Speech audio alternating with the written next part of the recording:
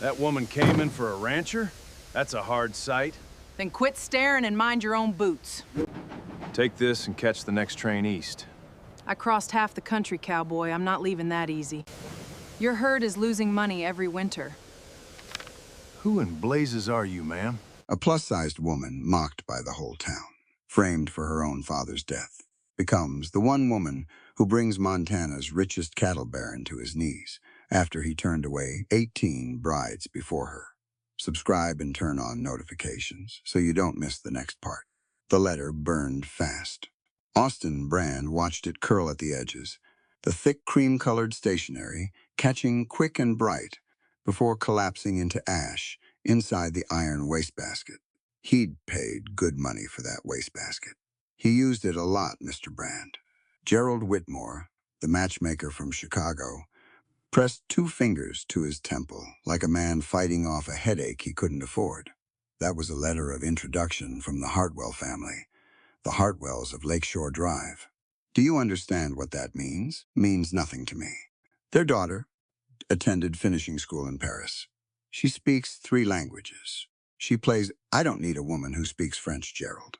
Austin turned from the fireplace and walked to the window.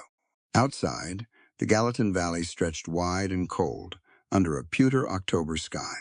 His valley. 14,000 acres of it. I need somebody who won't go running back to her mother the first time a blizzard rolls in off the Rockies. Gerald straightened his jacket with the careful dignity of a man who charged $300 per placement. You've turned away 17 candidates, sir. 17. Each one came at considerable expense and 18. Gerald blinked. I beg your pardon? Miss Hartwell's letter makes 18. Austin picked up his hat from the peg by the door. Send her my regards and her train fare. I'm heading to Miles City. Gerald opened his mouth, closed it, then opened it again.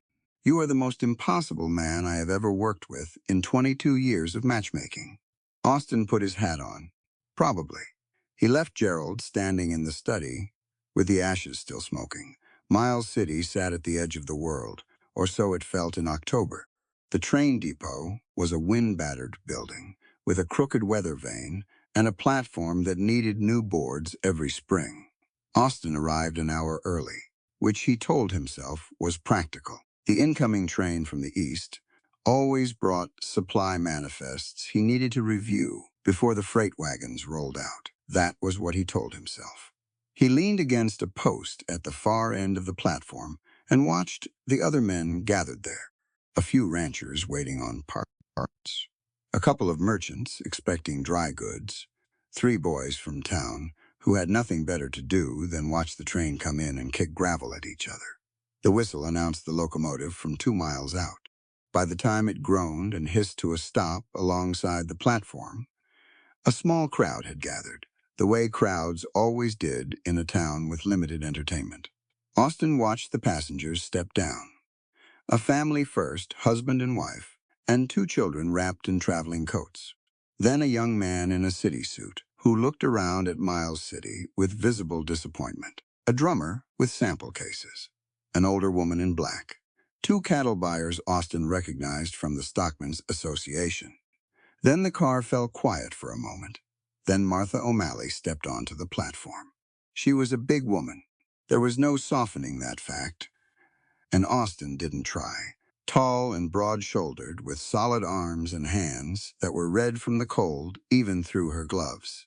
She wore a wool dress the color of wet mud, several sizes too large for even her frame, bunched at the waist, with a belt that had seen better years. Her dark hair was pinned up under a bonnet that the wind immediately set to work unpinning. She carried a single large trunk herself, setting it down on the platform boards with a solid thud that turned heads. She looked around the depot with clear, dark eyes, taking inventory. One of the loafers near the freight office said something to his companion. Both of them laughed. It wasn't a kind sound. Lord Almighty, the first one said, not bothering to lower his voice. You see the size of her? His friend made a low noise of agreement. Came all the way from the east for that? She heard them. Austin could see it in the slight tightening around her jaw, but she didn't flinch, didn't color up, She simply looked at them for one flat, unimpressed second, then looked away. Austin walked across the platform. He didn't know what he'd intended to say. Something efficient and final, probably. He'd gotten good at those. But when he stopped in front of her, and she turned those clear eyes on him, something in his prepared speech rearranged itself without his permission. "You're Austin Brand," she said. It wasn't a question. "I am." She extended her hand. A real handshake, firm and direct. "Martha O'Malley." He shook it. Her grip was solid. "Miss O'Malley, I appreciate you making the trip." He reached into his coat pocket and produced a folded banknote. Train fare, eastbound. He'd carried it ready. He always carried it ready. She looked at the money. Then she looked at him. "What's that for?" "Your return passage." He kept his voice even, businesslike. He'd learned that a clean dismissal was kinder than dragging things out. "I think you'll find the journey back more comfortable than the arrival." Miles City winters. I didn't ask about the winters. Austin paused. She hadn't raised her voice, hadn't gotten tearful or indignant the way some of them had. She just said it, plain and solid as the trunk sitting beside her. "Miss O'Malley, Mr. Brand." She reached into the cloth bag hanging from her wrist and produced a document. Several pages, he could see folded and covered in neat columns of figures. She held it out to him. "Before you finish that sentence, I'd like you to look at this." He didn't take it. "That won't be necessary." "It's a cattle nutrition analysis," she said. "Specifically, your herd's documented feed losses over the past 3 winters, cross-referenced against current hay market prices in Gallatin County versus bulk contract rates from suppliers in Billings." She paused. "You're losing roughly $400 a season. You don't need to lose. I can show you where." He looked at the pages. In spite of himself, he looked. The columns were meticulous. The handwriting was clear and precise, with none of the frothy decoration he'd seen in letters from the previous 18. This looked like the work of someone who had spent hours in ledger books. Someone who knew what a ledger book was for. "Where did you get these figures?" "I wrote to your county assessor's office and the Montana Stock Growers Association before I bought my ticket." She folded the pages calmly and returned them to her bag. "I wanted to know if the position was worth traveling for." "I decided it was." Austin put the banknote back in his pocket. He wasn't sure why. Old habit of self-preservation told him to drop it on her trunk and walk away. But something else, something he couldn't immediately name, told him to wait one more minute. "Miss O'Malley, I'll be honest with you. I'd prefer that. I've turned away 17 women before you." He watched her face. No reaction. Women from good families. Educated women. Women who came with references from people whose names opened doors all across this country. "I sent every one of them home." 18, she said. He blinked. "Pardon? You said 17? Your matchmaker's most recent letter mentioned 18 applications received. If you burned one this morning before coming here, that's 18. A very slight pause. "I received a copy of the correspondent list. I like to know what I'm walking into." He stared at her. She looked back at him without apology. "That's correct," he said slowly. 18. "Then I'd say you have a pattern, Mr. Brand, and I understand it. You think every woman who comes out here wants your land and your money. That's a reasonable thing to think, given what happened with your former fiancé." The air between them changed. Austin went very still. His voice dropped to something quieter and considerably more dangerous. "You don't know anything about that. I know what the Stockman's newsletters reported, and I know it was 6 years ago, and you've been running those women off ever since." She wasn't being cruel about it. That was the strange part. Her voice was matter-of-fact, like someone citing documented facts. "I didn't come here for your land, Mr. Brand. I don't want your land. I have a specific purpose for being here, and it has nothing to do with you beyond the terms of a contract." "What purpose?" "I intend to establish a public school in this valley for miners' children, laborers' children, children who are currently receiving no formal education whatsoever." She said it calmly, The way someone states a plan they've already spent considerable time thinking through. I need 6 months of wages to secure a building and materials. That's all I'm here for. The position you advertised pays fairly and offers room and board. It suits my needs. Austin was quiet for a moment. Down the platform, the loafers were still watching. The train was beginning to breathe and grunt in preparation for departure. He could put her on it. He still could. 6 months from now, he'd be no closer to the problem Gerald couldn't solve. But that had been true for 6 years, and he was used to it. He said, "The work is hard. I'm aware, real work, not supervising maids. My housekeeper quit in August. I have 20 cowhands who need 3 meals a day, outbuildings that need winter preparation. I need someone who can manage a household and keep accounts and not fall apart when the temperature drops to 40 below. I understand. You've done that kind of work before?" My father ran a lending library in Boston for 19 years. I kept his accounts, managed the building, and cooked for the staff. She paused. I also grew up large, Mr. Brand strong. I've done heavy work my whole life. I'm not here to be decorative. The loafer by the freight office said something else. Both men laughed again. The words drifted across the platform, and this time Austin caught enough of them to make his jaw tighten. Martha turned her head toward the sound. Then she turned back to Austin with that same level expression and reached once more into her bag. This time she produced a folded document with a wax seal on it. "I drew up a trial agreement," she said. 30 days. Standard wages. If at the end of 30 days I cannot perform the duties of the position to your satisfaction, I will pay my own fare back to Boston. She held it out.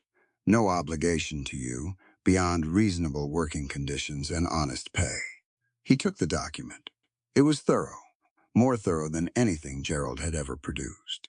Terms and conditions laid out in clean, specific language, covering duties, compensation hours, and a clause about the return of any expenses incurred. At the bottom, her signature in that same clear handwriting. He read it twice. "You wrote this yourself." My father taught me contract law the same way he taught me everything else. Out of books. Something shifted briefly in her expression when she said that. Something that had weight to it. But it passed quickly. Austin looked up from the document. He looked at her, this broad-shouldered woman in her mud-colored dress, with the wind pulling at her bonnet and the jeers of small men rolling off her like water off slate. 30 days. If she couldn't do the work, she'd leave. If she could, he'd have a functioning household for the first time in 2 months, and a set of cattle ledgers someone had apparently already started improving without being asked. He was a practical man, or he tried to be. 30 days, he said. Something shifted very slightly in her expression. Not relief, exactly. More like a door opening that she'd been standing in front of for a while. "Thank you. Don't thank me yet." He tucked the agreement into his coat. "I meant what I said about the work. So did I." She bent and picked up one handle of her trunk. "Is there a wagon?" He found himself reaching for the other handle before he'd consciously decided to. They carried it together off the platform toward the street, which was not how this had gone any of the previous 18 times. Behind them, one of the loafers called out something meant to be funny. Austin didn't catch all of it. He caught enough. He turned around. The man was grinning, the loose, unearned grin of someone who'd never been called to account for his mouth. His friend was still chuckling. Austin looked at him for a long, quiet moment. The grin faded. "Something you want to say to me?" Austin asked. The man found something very interesting to look at near his own boots. Austin turned back to the wagon.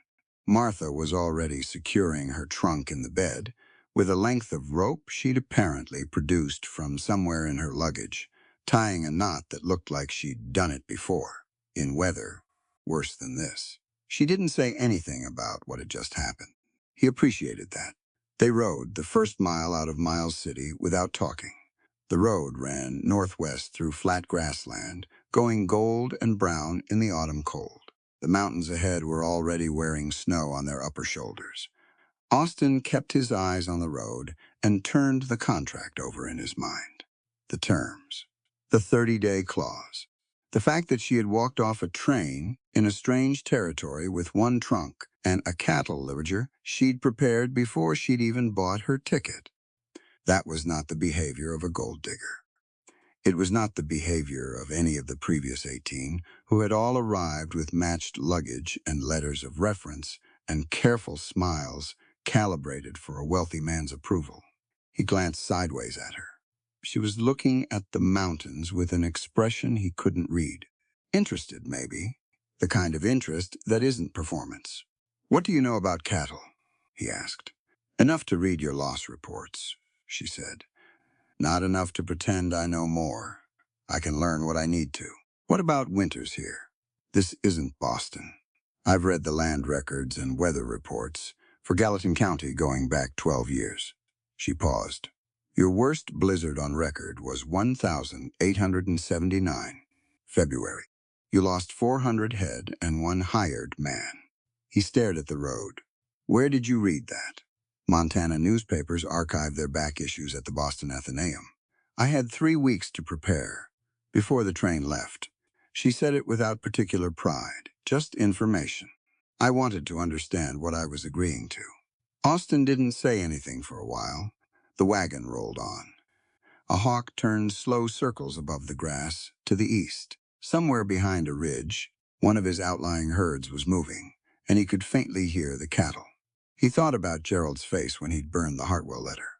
The patient, exhausted look of a man who had stopped expecting reasonable behavior from his client. He thought about 18 women sent back eastbound with their matched luggage and their careful smiles.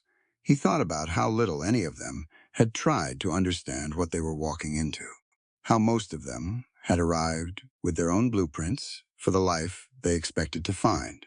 This woman had arrived with his cattle records. "I gave the hands instructions to show you the household," he said finally. "Zeke will orient you to the ranch layout. He's my foreman, been here longer than most of the buildings." "All right. I won't go easy on the workload because you're new. I wouldn't expect you to. And I won't." He stopped, reconsidered. "I'm not an easy employer." She turned and looked at him for a moment with those level, dark eyes. "Mr. Brand, I'm not an easy employee. I think we'll get along fine." He looked back at the road. He was not going to smile. He hadn't smiled before noon on a weekday since approximately 1,878. But the corner of his mouth did something he chose not to examine too carefully. The wagon rolled on toward the mountains, and the wind came down off the Rockies, carrying the first real taste of winter in it, and Martha O'Malley sat straight-backed on the seat beside him, with her bonnet fighting a losing battle against the gusts, and her hands folded in her lap with the stillness of someone who had already made her decision and was at peace with it. At the edge of Miles City, they had passed the jeering loafers without a second glance. She had not looked back, had not sought out their faces to check whether her composure had impressed them or not. She simply hadn't needed to. Austin had noticed that. He'd been trying not to think too much about it. They came around a long curve in the road, and Red Rock Ranch appeared ahead. The main house and outbuildings sitting solid and dark against the yellowed grass. The Red Rock bluffs rising up behind the whole property, like a wall put there by someone who meant business. Martha looked at it. "It's larger than I pictured," she said. 14,000 acres. She nodded slowly, still looking. "The east pasture fences needs work. I can see it from here." He looked. She was right. The east fence line had 3 posts leaning that he hadn't gotten to since summer. "Yes," he said, "it does." She didn't rub it in, just filed it away somewhere behind those clear eyes, in whatever organized system she apparently used for cataloging what needed doing. The wagon rolled through the main gate, and Ezekiel came out from the barn, wiping his hands on a rag, and looked up at them with an expression that Austin couldn't entirely decipher. Something like cautious assessment. Zeke had seen 17 arrivals and 17 departures. He had learned not to invest too much, too quickly. He looked at Martha. She looked back at him and gave a nod that was respectful without being deferential. "You must be Ezekiel," she said. "Mr. Brand speaks well of you." Austin had not, in fact, said anything of the sort in the past hour. But Zeke looked briefly at Austin, with an expression that suggested he found this development interesting, and he returned her nod with the careful dignity of a man who had learned to measure people slowly and in private. "Ma'am," he said. Martha climbed down from the wagon without waiting for help, landed solidly on both feet, and looked at the main house. "Mr. Brand, if you'll show me the kitchen first, I can have a proper supper on by 6 o'clock. I assume the hands eat at a regular hour." 6:30, Austin said. 6:30, then. She untied her trunk and lifted one end. "Ezekiel, would you be willing to give me a tour of the outbuildings after supper? I'd like to understand the layout before morning." Zeke looked at Austin. Austin looked at no one in particular and said, "Show her whatever she needs to see." He took his horse to the barn and stood in the quiet for a moment after he'd untacked her, listening to the ordinary sounds of the ranch settling into late afternoon.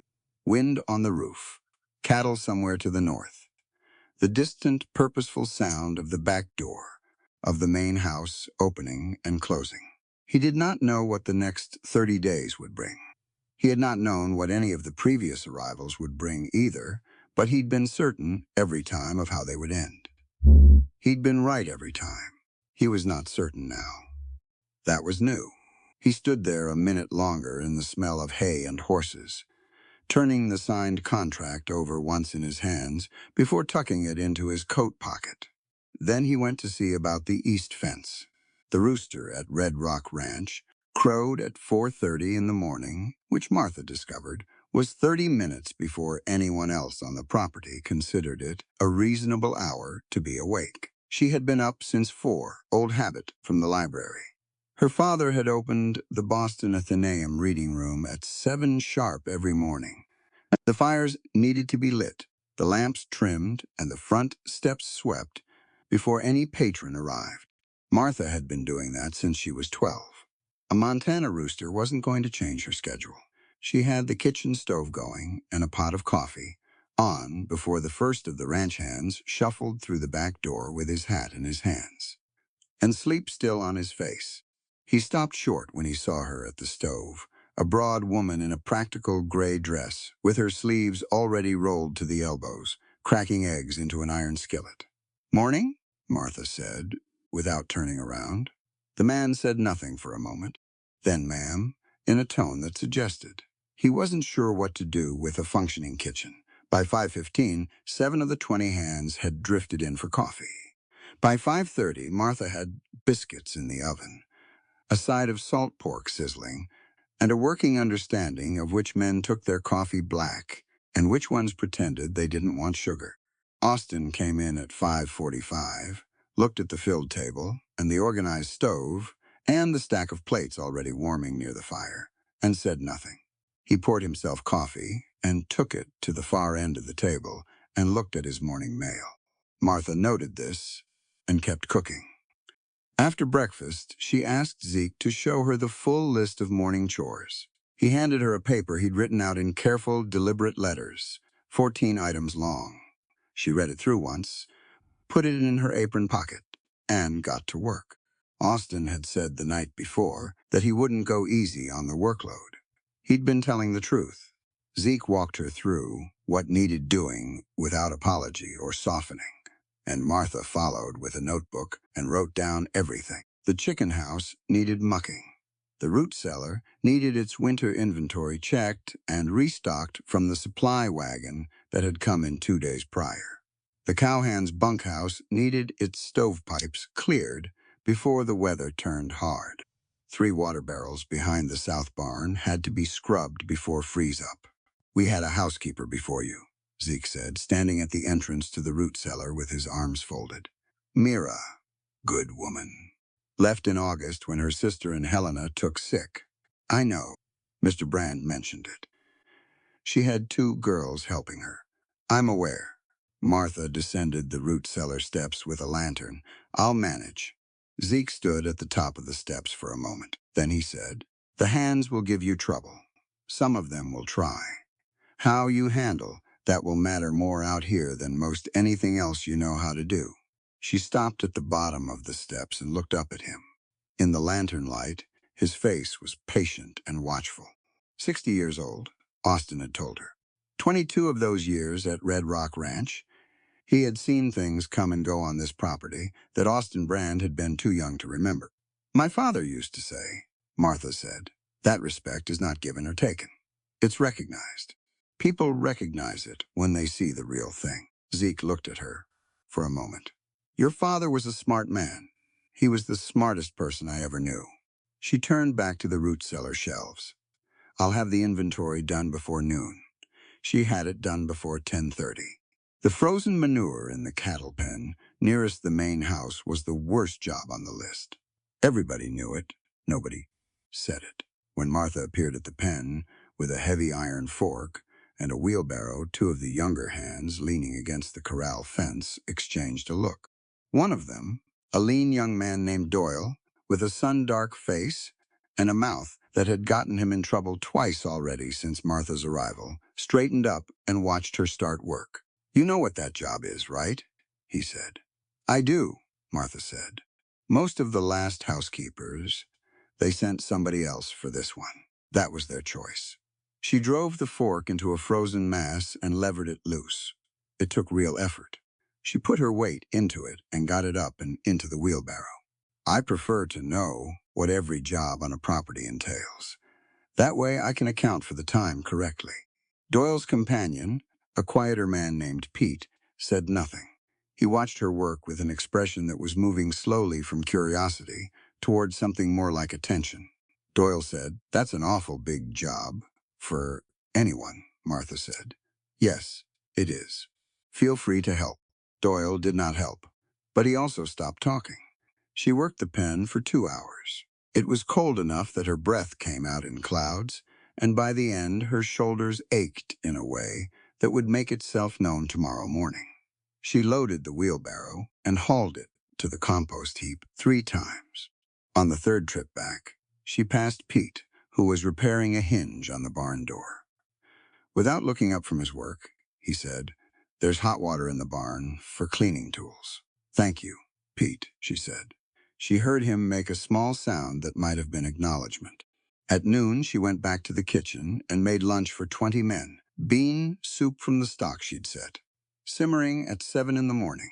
Cornbread from scratch. Dried apple slices from the root cellar. She had it on the table at 12 sharp. Austin sat down, looked at the soup, and said, Mira used to do salt crackers with this. I know.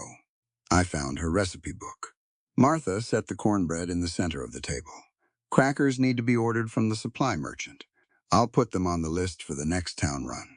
The cornbread is from the same grain stock. Austin picked up his spoon. He did not complain again. The afternoon brought the hoof rot. 2 of the draft horses in the South Corral had been showing signs for a week, according to Zeke, and the previous order of copper sulfate from the feed store in Miles City had come in short. Martha went to the barn, examined both animals with quiet, methodical care, and went to the storage room to take stock of what was available. She came back with apple cider vinegar, pine tar, and clean cotton strips. Zeke was watching from the stall gate. You done this before? Our library had a horse, Martha said. She was already kneeling beside the first animal's hoof, cleaning around the infected tissue with careful, firm movements. Small one, a pony actually, for the book delivery cart. My father couldn't afford the farrier every time something went wrong. Apple cider vinegar's a home remedy. It's an antibacterial agent, she said. The acetic acid prevents fungal growth. The pine tar seals the tissue from further moisture exposure. She looked up at Zeke. It's not as fast as copper sulfate, but it will hold until the proper order comes in. We need to pack and wrap both hooves and keep them out of the mud until Friday. Zeke was quiet for a moment. Then he said, I'll tell the hands to rotate them to the dry paddock. That would help a great deal. Thank you. By the time she finished with both horses and cleaned up, it was past 3 o'clock. She went back to the kitchen to start supper, and on the way she passed the study window and heard Austin's voice inside, talking to someone about hay prices. She did not stop. She had supper to make, and she wanted it done right. 3 square meals. That had been the standard Mira apparently held, and Martha intended to meet it. Supper was roasted salt pork with root vegetables, bread she'd set rising at noon, and a dried blackberry cobbler from a recipe she carried in her head from her mother's kitchen in South Boston. The cobbler was apparently unexpected. 3 of the hands asked where it came from, and one older man named Reardon, who hadn't said a word to her since she arrived, ate 2 portions and nodded at her across the table with the acknowledgement of someone keeping a private score. Austin ate without comment, but he finished everything on his plate. After supper, when the hands had gone to the bunkhouse and the kitchen was clean and the stove banked for the night, Martha finally had a moment to herself. She went to the small room off the back hallway that had been cleared for her use. It was plain and cold and adequate. A iron bedstead, a washstand, a single window overlooking the south pasture. Whoever had used it before had left a small oval mirror on the wall, which Martha had not moved. She sat on the edge of the bed, set down the lamp on the washstand, and began removing her corset. The boning had been digging into her left side since noon.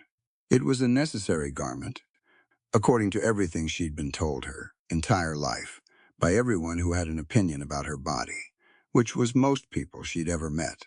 It shaped her into something more acceptable, more correct, more like what a woman was supposed to look like beneath her clothes, even when her clothes would never make her look like what people expected.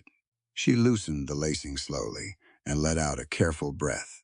In the corner of the room, folded over the back of a wooden chair, she'd found a pale blue dress when she'd first unpacked. It wasn't hers.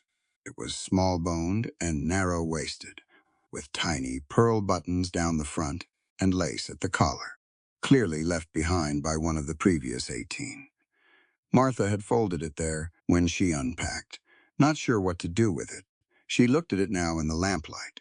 It was a pretty dress, the kind of dress designed to be seen in candlelight to catch a wealthy man's attention across a parlor. Someone had packed it carefully, brought it all this way, probably convinced it was the right thing to wear, to win a future. Martha was not that kind of woman, and she had never pretended to be. She knew her own measurements too well, in every sense. She was too large for that dress by every conventional standard, and she was too plain, too rough-handed, too accustomed to ink and ledger paper and the smell of library dust and cattle pens to imagine herself in it. But sometimes, in a quiet room late at night, the distance between what she was and what the world preferred hit harder than it did in daylight. She had heard the men that morning on the platform in Miles City. She had heard worse for most of her life. Whispers in church pews, comments from the matchmaker her aunt had hired once, who had told her with genuine pity that her situation would require patience, that men preferred a certain presentation, that perhaps, if she were smaller or softer or quieter, things would arrange themselves more naturally. Martha had thanked the woman, walked home, and registered with the Western Territories Employment Bureau that same afternoon. She wasn't here for arrangement.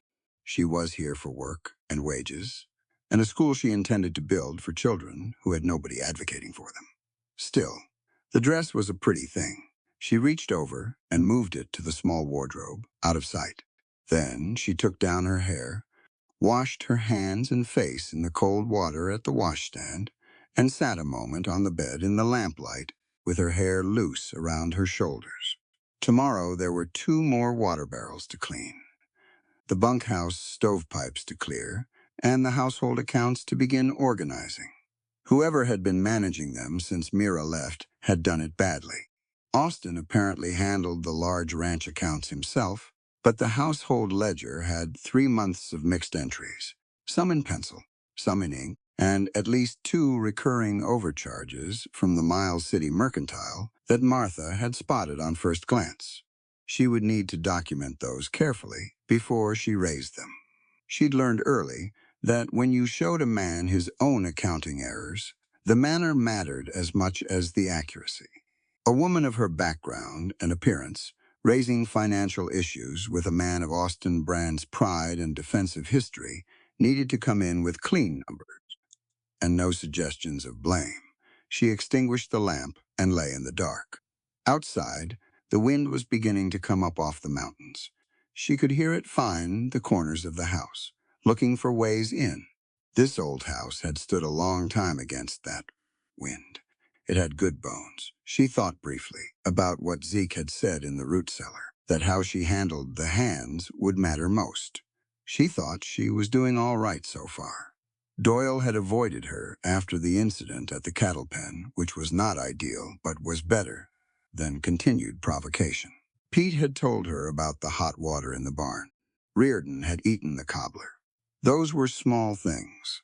Small things added up. Her father had taught her that.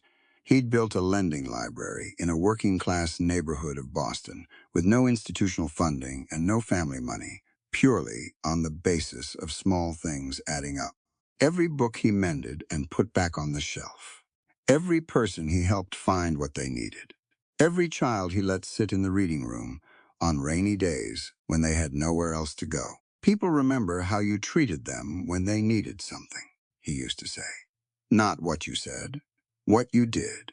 She fell asleep with that in her mind, which was a comfortable thing to fall asleep with. She was awake again at 4. The second day followed the shape of the first, but with variations. Martha had the stovepipes cleared by mid-morning, which required climbing into the bunkhouse attic with a long-handled brush and working through 2 hours of accumulated soot, while Pete held the ladder below, and Reardon stood at the bottom of the hatch, offering periodically unnecessary commentary about her technique. "You're pushing it the wrong direction," Reardon said. "I'm pulling it down," Martha said from above. Pushing would send it into the room. A pause. "That's true," he said. When she came down covered in soot, she found that Pete had gotten hot water and a clean rag from somewhere without being asked. She washed her hands and face, thanked him, and went to start lunch. She caught Austin watching her from the barn door as she crossed the yard. She had the impression he'd been standing there a while. He didn't look away when she noticed. He just turned and went back into the barn. That afternoon, Doyle made his second attempt. He waited until Martha was carrying a full bucket of wash water across the yard, chose his moment when 3 other hands were watching, and made a comment. It was about her walk. It was meant to be funny. The 3 watching men did not laugh. They waited to see what would happen. Martha set down the bucket. She turned around. Doyle was grinning with the confidence of someone who'd made this type of joke to this type of audience before, and always gotten a response. Martha looked at him for a long moment. Then she said, in a voice that carried clearly but without heat, "A person's worth is measured by the weight of their labor and the honor in their word, not the circumference of their waist." "Nobody moved. You've done poor work on that paddock fence since Monday," Martha continued. "I've watched you. 2 of those post holes are too shallow and 1 rail is already pulling loose. Mr. Brand will notice it before the week is out. That is what you should be thinking about right now, Mr. Doyle, not what my walk looks like." Doyle's grin did not recover cleanly from that. It tried to, but it couldn't find its footing. One of the watching men, a young cowhand named Torres, turned quickly and found something important to look at in the opposite direction. Martha suspected he was hiding a smile. She picked up her bucket and walked to the washhouse. Behind her, she heard Pete say, to no one in particular, "Shallow post holes," and then the sound of Doyle's boots heading toward the paddock fence to check his work. At supper that night, Austin was quiet in a different way than he'd been quiet before. The previous 2 evenings, he'd been quiet with the flat, habitual silence of a man who had given up on his own table. Being interesting tonight, he was quiet in the manner of someone who was paying attention to things and choosing not to speak about them yet. After the hands cleared out, he stayed at the table with his coffee. Martha was washing the supper pans. The kitchen was warm and smelled of wood smoke and blackberry From the cobbler residue, still on the baking dish. Doyle came to me this afternoon, Austin said. Martha kept washing. About the fence posts. He said you'd pointed out the depth issue. I did. He redug 2 of them. She rinsed a pan and set it on the drying rack. Good. Austin was quiet again. Then, how did you know about the post holes? I walked the paddock fence on my first morning here. Before breakfast. I like to understand the full scope of a property. She glanced at him briefly over her shoulder. The same way I like to understand the full scope of a contract. He turned his coffee cup in his hands once. A small thinking movement. You have the household accounts ready to review? He asked. Not yet. I want 2 more days with them before I present anything. There are some irregular charges I need to verify before I raise them. Irregular how? Overcharges from the mercantile. Possibly inadvertent, possibly not. She picked up the next pan. I won't say anything I can't document. Austin set down his cup. All right. That was all. He took his lamp and went to his study. Martha finished the pans, swept the kitchen floor, checked the stove damper, and went to her room. On the chair, where the pale blue dress had been, she had set her notebook. She opened it and wrote the day's notes in the lamplight. Tasks completed. Tasks pending. Questions to resolve.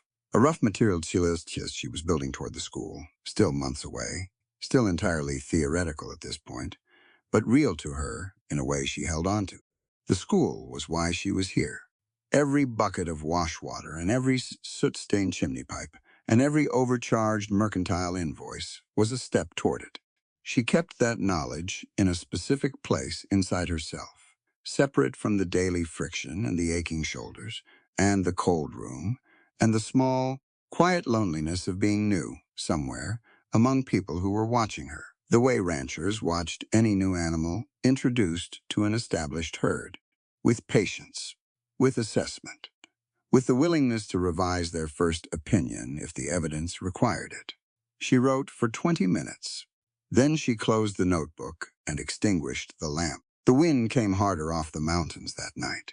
She lay listening to it work at the house and thought about what Zeke had said that first morning, standing at the top of the root cellar steps. Respect is recognized when it's the real thing. She thought she was beginning to understand this place.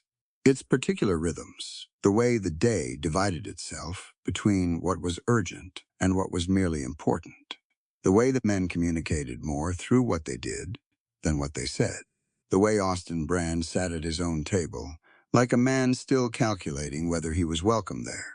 That last part was something she hadn't expected.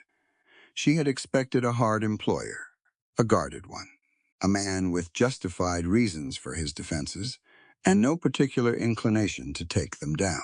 She had prepared for that. She had not prepared for the moments when she caught him watching, not with suspicion exactly, but with something more careful and harder to name. She put that thought where she put things she wasn't ready to examine yet. In a back corner, on a high shelf, she had post holes to inspect in the morning. She went to sleep. The sky changed on a Tuesday. Martha noticed it first at mid-morning when she went to the well behind the south barn for water. The light had gone wrong. Not darker exactly, but flat, like someone had put a piece of gauze over the sun. The mountains to the northwest had disappeared entirely behind a white wall that wasn't cloud. Not exactly. It sat too low for cloud and moved with a purpose that normal weather didn't have. She stood at the well with her bucket and watched it for a moment. Then she went to find Zeke. He was in the tack room oiling harness leather, which was a job you did when you had time and good light. He looked up when she came in. Storm coming, she said. He set down the harness and looked out the small tack room window at the northwest sky. He was quiet for 3 full seconds. Then he stood up. I'll find Mr. Brand, he said. He was already moving past her before he finished the sentence. Austin had seen it too. By the time Martha came back around the main barn, he was out in the yard with Zeke and 2 of the senior hands, and the conversation was fast and tight in the way that conversations get when men who know their land see something they've been worried about arrive ahead of schedule. How many head on the high ridge? Austin was asking. 40 calves, maybe 45, Zeke said. We moved the main herd down yesterday, but Doyle's crew left the young stock up there. Weather report said. Clear through Thursday. Austin looked at the sky. Weather report was wrong. Martha had been in Montana long enough by now, 3 weeks and 4 days, to understand what calves on a high ridge in an early blizzard meant. She'd read the 1,879 reports. She'd seen the loss columns in Austin's historical records. Young cattle in deep snow without shelter died fast. They panicked, wandered, drifted away from each other. The ones that survived were the ones someone went up for. I'll go, Austin said. He was already looking toward the barn. Zeke, take Torres and ride the east cut. I'll take the ridge road. I'm coming, Martha said. Austin turned and looked at her. I can ride, she said, and you'll need another hand to drive calves down in a storm. 2 riders can't manage 40 head alone on a mountain road in 0 visibility. It's not a morning ride, Martha. It was the first time he'd used her given name. She noticed it and set it aside. I know what it is. I've read the Ridge Road description in your property survey. I've been on Barley twice this week, and she handles well. Barley was the big draft mare, broad enough to carry Martha's weight across rough ground. You need a third rider. Austin looked at Zeke. Zeke said, she's not wrong about the count. Austin looked back at Martha. He was calculating. She could see it, not dismissing. His mind was already on that ridge, and he was counting riders against cattle, against distance, against the speed of that white wall coming down from the northwest. You ride behind me, he said. You do what I say up there. No arguments. Agreed. Get your heavy coat. The one with the hood. She was already going. She had the coat on and Barley saddled, not perfectly but solidly, by the time Austin came out with his own horse. He checked her cinch without comment and tightened it 2 notches, which was fair. She hadn't pulled it quite tight enough. They rode out at a canter, Austin and Martha taking the ridge road while Zeke and Torres headed east. The wind was already picking up. Not the casual gusting of ordinary autumn weather, but a steady building pressure from the northwest, with ice crystals in it that found every gap in Martha's collar and cuffs, and reminded her that Montana weather made no accommodations for the unprepared. The ridge road climbed through stands of pine and bare aspen, switchbacking up terrain that was steep enough to make Barley work hard. Martha kept her weight forward and let the horse choose her footing. The light was worse up here. The sky overhead had gone the color of a cast-iron pan, uniform and close. Austin rode slightly ahead, reading the ground. He'd done this before, she could tell. He moved with the certainty of a man who had ridden this exact road in exactly this kind of weather and survived it through knowledge of the specific rocks and turns and drift patterns of the land. They found the calves near the top of the second ridge, huddled in a loose, frightened group in a shallow draw that offered almost no shelter. 43 head. Martha counted quickly. The youngest ones were already pressing against each other for warmth. Drive them south, Austin said. He had to raise his voice now. The wind had come up hard in the last 10 minutes. Stay wide on the left flank and push them toward the road. They'll want to scatter. Don't let them. Martha nodded and swung Barley wide to the left. She had never driven cattle in a blizzard before. She had never driven cattle at all, except for moving a small group between pens twice since she'd been at Red Rock.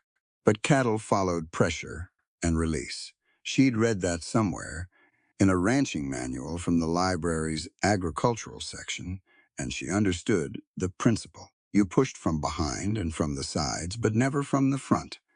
You gave them a direction by closing off the other directions. She kept Barley moving in a wide arc, pushing the left flank in, and the calves began to move south.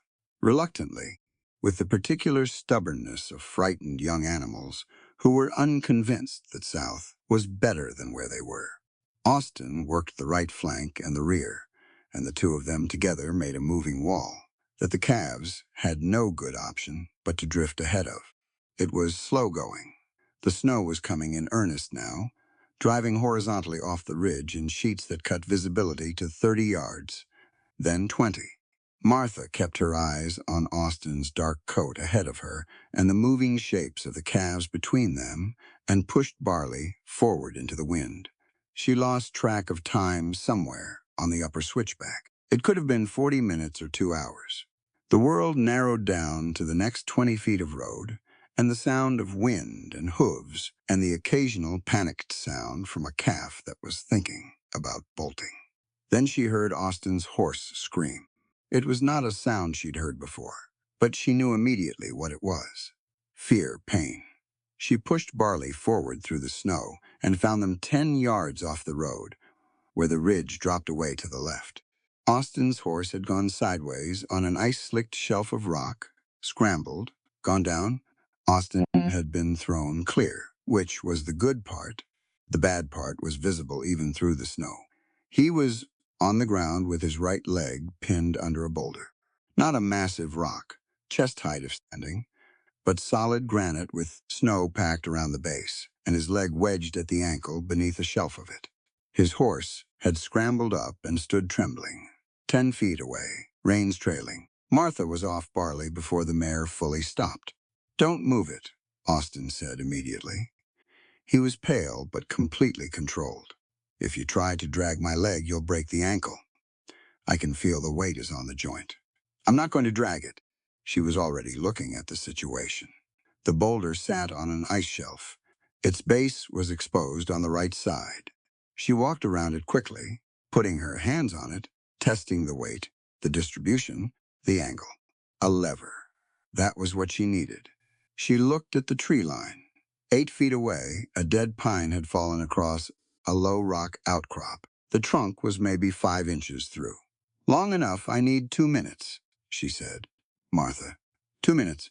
She went to the fallen pine and tested it with her hands. Solid enough, frozen actually, which made it stiffer. She braced her feet and snapped a section free of the smaller branches, creating a clean lever arm about 7 feet long. Her shoulders screamed. She ignored them. She came back to the boulder and found the right placement. There was a natural fulcrum point, where the ice shelf met the main rock face. She worked the end of the pine trunk in under the boulder's base, at the angle she needed, and checked it twice. "When it lifts," she said, "pull your leg straight back. Don't angle it. Straight back." Austin was watching her with an expression she didn't have time to interpret. "That boulder weighs 400 pounds. "I know." She repositioned her grip on the pine trunk, found her footing on a patch of rock where the ice was thinner, and put her weight into it. Leverage is the principle by which a smaller force moves a larger object by extending the distance from the fulcrum. Her father had explained it to her with a library cart and a book when she was 10 years old, demonstrating how the ancient Greeks had understood it, how Archimedes had said that given a lever long enough and a place to stand, he could move the world. She had thought it was a beautiful idea then. She thought it was a more immediately practical idea now. She pushed down on the pine trunk with everything she had. Her boots found purchase on the rock. Her back straightened, and her legs drove the force down through the lever arm and into the fulcrum and up under the base of the boulder. The boulder shifted. 1 inch. "Maybe 2 now," she said. Austin pulled. The boulder settled back as he cleared his leg, and Martha released the lever and was beside him before the pine trunk had finished rolling down the ice shelf. She got her hands under his arm and got him upright, and he stood on one foot and put his other arm across her shoulders without hesitation. She was wide and she was solid, and she held his weight without buckling. "Can you ride?" she asked. He tested his ankle, put a careful inch of weight on it, and went pale again. No, she looked at her horse. She looked at the pine trees. "I need 10 more minutes," she said. He looked at her. "What for? Don't fall over." She propped him against a tree trunk and went back to the tree line. She had read about travois construction in a book about Plains Indian travel techniques, a volume her father had acquired for the library from a Denver bookseller, illustrated with detailed drawings. The design was simple, and it was simple because it worked. Two poles, a lashing between them, an animal to pull. The basic problem of moving a person over rough ground had been solved on these plains long before any road existed. She found two young lodgepole pines, straight and about the right diameter, and broke them free of their lower branches. She used Barley's saddle strings to lash a crosspiece between them and pulled a spare saddle blanket from behind her cantle, tying it across the frame with tight, regular knots her father had taught her from a sailor's handbook he'd kept on the reference shelf. Austin watched from his tree without speaking. She tested the frame with her own weight. It held. She brought it to him, laid it flat, and helped him down onto the blanket. And he complied with the practical silence of a man who understood his own situation clearly. She checked the angle, adjusted the blanket, and tied the poles to Barley's rear rigging with the longest pieces of saddle string she had. The mare stood steady. Draft horses were bred for exactly this. The weight behind them, the load, the slow work of moving something heavy over distance. Barley didn't flinch when the travois shifted against her flanks. "This is going to be rough," Martha said. "I've had worse," Austin said. She doubted that slightly, but didn't say so. She caught his horse, tied its reins to her saddle ring, and they started moving. The blizzard was full on now. The calves had drifted ahead of them on the road, which was accidental good fortune, their movement creating a vague trail in the snow that was slightly easier to follow than open white. Martha walked Barley slowly. Every jolt of the travois over a rock or a root made Austin's jaw tighten, but he said nothing. She talked to him. She did it deliberately, because she'd read once in a medical text in the library that a person in pain benefits from something external to focus on, something beyond the immediate fact of what their body is telling them. She talked about the lodge-pole pine frame she'd built, where she'd read about it, the book and its author, a surveyor from St. Louis who had spent 3 years with various Plains tribes in the 1860s and documented their travel methods with the careful attention of a man who understood he was watching a sophisticated system of practical knowledge. "The travois predates the wheel in this region by thousands of years," she said, her voice carrying over the wind as she walked beside Barley. "It's a perfect design for this terrain. The wheel requires a road. The travois works on any surface. It's one of the most elegant solutions to a transportation problem I've ever encountered," Austin said. From the frame behind her, "You read a lot of books." "My whole life." "About everything?" "My father's theory was that a person should know at least something about everything and a great deal about a few specific things. He applied that to the library's collection and also to our education." She guided Barley around a drift that had built up across the road. "I know a moderate amount about native travel technology, contract law, cattle nutrition, basic veterinary care, and double-entry bookkeeping.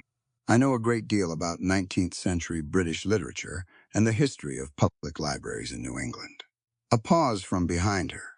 Then Austin said, "That's an unusual combination. My father was an unusual man." They were quiet for a while after that. The wind dropped slightly as they got lower on the ridge, the mountain offering some shelter from the worst of it. Martha could feel Barley's steadiness through the lead rope, the big mare picking her way with care and patience. She lost feeling in her left hand, somewhere around the second switchback. She switched the lead rope to her right hand and tucked her left inside her coat and kept walking. An hour and 40 minutes after they'd started down, the lights of Red Rock Ranch appeared through the snow. Not bright lights, just the faint orange glow of the barn lanterns through white air, but sufficient. Sufficient was enough. Zeke met them in the yard. He came out of the barn at the sound of Barley's approach and stood for a moment looking at the travois and its occupant, then at Martha, then back at Austin. "Bull Ridge ice shelf," Austin said. "Leg? Ankle. Twisted, maybe cracked. Not broken. Torres is back. Calves are in." Austin nodded. Something passed between the two men that was too old and comfortable for words. Zeke looked at Martha again. At the travois construction specifically, his eyes moved along the lashing, the pole angles, the blanket ties, with the assessment of a man who had seen trail rigs of all kinds over 60 years. Pine boughs, he said. Lodge poles, she corrected. The boughs I would have used for insulation if we'd had to shelter in place. Zeke made a low sound that was not quite a word. He went to Austin's side and helped him up and into the barn, and Martha stood in the blowing snow for a moment, with her hand on Barley's neck, feeling the mare's warmth and steadiness after 2 hours of cold and noise and difficulty. Then she untacked the horse and got her into a stall with grain and water before she did anything else. Inside the ranch house, they put Austin on the study couch, with his boot cut free and his ankle wrapped. Martha had done the wrapping. She'd been the only one present who knew how, having read a field medicine pamphlet from the library's first aid collection. She'd packed the joint with cold water cloths first to bring down the swelling, then wrapped firmly with strips of clean linen, starting at the ball of the foot and working up. Austin had watched her technique with the expression of a man revising a prior estimate. "It's a moderate sprain," she said, tying off the wrap. "Possibly a small fracture at the lateral malleolus. There's no displacement that I can feel, so if it is fractured, it's stable. You need to stay off it for 2 days minimum. I have a ranch to run." "You have Zeke," she said. "He's been running this ranch competently since before you were making major decisions." 2 days. Austin looked at her. She looked back. He did not argue. That night was the coldest of the season so far. The blizzard settled in and made itself at home, and the temperature inside the ranch house dropped enough that the interior walls showed frost in the morning. Martha kept the main stove going through the night, adding wood every 2 hours, and when she checked on Austin at midnight, she found the study cold enough that his blanket was insufficient. She built up the study fire. She brought another blanket from the linen press and laid it over him without waking him. She checked his hands and feet, looking for the waxy, insensitive skin that indicated early frostbite. His left hand had a patch of concern near the outer fingers. She warmed it carefully, her broad, warm hands around his cold ones, working circulation back in slowly. He stirred at that. Didn't wake fully, but his hand turned slightly in hers. She kept working until the color was better. Then she sat in the chair by the fire for a while, because she was too cold and too tired to make it back to her room immediately. And the chair was warm, and it had a good angle on the fire. She didn't mean to sleep there. She did. When gray light came through the study window at dawn, she was in the chair with her chin on her chest, and the fire burned low. Austin was awake, lying still in the way of a person who has been awake for a while and has chosen to remain quiet. She woke abruptly, the way she always woke, present immediately. She looked at him. He looked at her. "I should get the stoves going," she said. "Martha." His voice was different from the usual, still measured, but with something underneath it that was new. "My hands were frostbitten when I went to sleep. The outer fingers, on your left hand, yes. They're not now." She stood up and straightened her dress. "No." He looked at her for a long moment. The fire was nearly out, and the light was gray and cold, and the blizzard was still talking to the windows, but the room was warm enough. "Thank you," he said. Not the efficient, transactional thanks of an employer acknowledging a task completed. He said it like a man who meant something specific by the word, and who had been turning it over in his mind for a while before he said it. Martha picked up the fire iron and stirred the coals, found enough life to add a split log and get it going. "The calves need checking this morning," she said. "I'll ask Zeke to take Torres, all right." She went to the door, then stopped, turned back. "The travois," she said. "I want you to know I didn't build it to impress anyone. I built it because it was the correct solution to the problem in front of me." She paused. "Everything I know that's worth knowing I got from books, from my father's library. That's why I intend to build a school." She said it plainly. Not like a speech, like a statement of fact. What we carry in our heads is the only thing no one can take away from us. Austin said nothing for a moment. Then, your 30 days are up on Friday. She looked at him steadily. I know, he looked at the fire, at his wrapped ankle, at the frost still on the inside of the window glass. Come back Saturday, he said. We'll renegotiate the contract. Martha O'Malley allowed herself one small breath of something that was not quite relief and not quite triumph, but lived in the neighborhood of both. I'll put coffee on, she said, and she went to start the day. The renegotiated contract gave Martha 6 months. She signed it on a Saturday morning at the kitchen table, the same table where 20 cow hands ate 3 meals a day, with Austin across from her and a cup of coffee going cold between them. The new terms were fair. Better than fair, actually. He'd increased the wage without her asking, and added a clause about use of the ranch wagon for personal business, which she understood was his way of acknowledging the school project without having to speak about it directly. She signed. He signed. They shook hands. Austin's ankle was healing. He was walking on it by Sunday, which was a day earlier than she'd recommended, and she'd said so, and he'd walked on it anyway. That was his right. She'd documented her recommendation in her notebook so she'd have it ready when he complained about it later.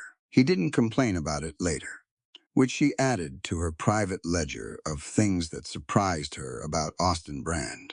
The ledger was getting longer.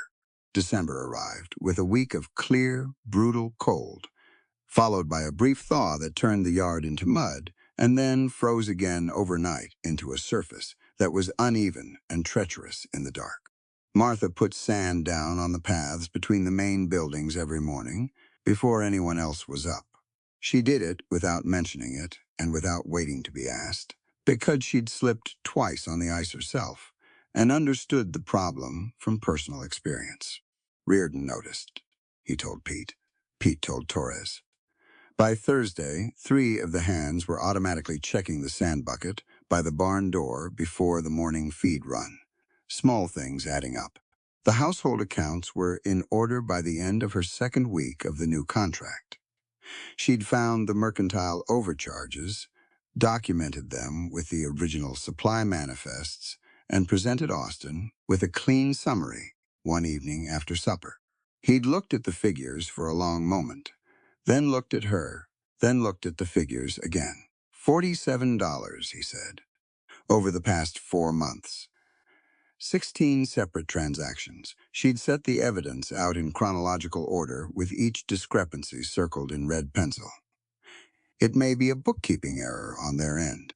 It's also possible someone with access to the supply orders has been adjusting the totals. Austin's expression went flat in a particular way she'd learned to recognize. It was the look he got when someone was taking something from him, or trying to. Who saw these orders? I don't know yet. I wanted to show you the numbers before I speculated about the source.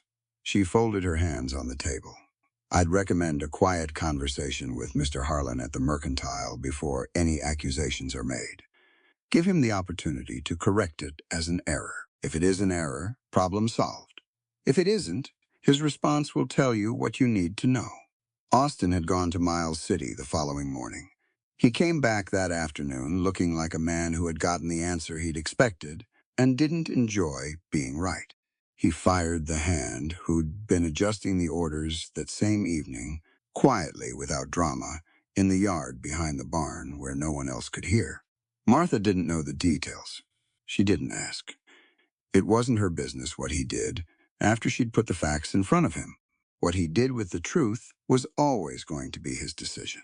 She was thinking about that, about the gap between information and action, and what lives in that space. When she went to the barn on a Wednesday morning in the 2nd week of December to bring grain to the draft horses and heard something that didn't belong, she stopped in the middle of the barn aisle and listened. Barley was in the 3rd stall. The 2 workhorses, Cobb and Major, in the 4th and 5th. The usual sounds. Hay being pulled. The occasional stamp of a heavy hoof. The wind on the barn roof. Then it came again. A very small sound from above her head. From the hayloft, Martha set down her grain bucket quietly and climbed the loft ladder. The loft was deep and dark at the back, stacked floor to ceiling with baled hay from the summer cutting. The light came in through a single gap in the boards at the far gable end, and it made a thin stripe of gray morning light across the floor. He was behind the third stack of bales, curled up very small, the way children make themselves small when they're trying not to exist. A boy she could see, maybe 9 or 10 years old, in clothes that had been inadequate when they were new and were now something considerably worse. A burlap coal sack had been pulled around his shoulders like a blanket. One of his boots was tied on with a strip of cloth where the buckle had broken. He saw her at the same moment she saw him. He didn't make a sound. That was the first thing she noticed. Other children, startled, would have cried out or scrambled back. This boy went absolutely still. His eyes were very dark and very watchful, and they tracked her without blinking. His face had bruises on it, old ones going yellow at the edges, and a newer one along his jaw that was still purple. Martha crouched down slowly, making herself smaller, bringing herself to his level. She kept her hands visible and her movements deliberate. "Hello," she said quietly. He watched her. "My name is Martha. I work here." She kept her voice at the same pitch you'd use talking to a spooked horse. "I'm not going to shout for anyone. I'm just going to sit here for a minute." She sat, cross-legged on the loft floor, several feet away from him, with her hands in her lap. He watched her for a long time. Then, very carefully, he came out from behind the bales. Not all the way.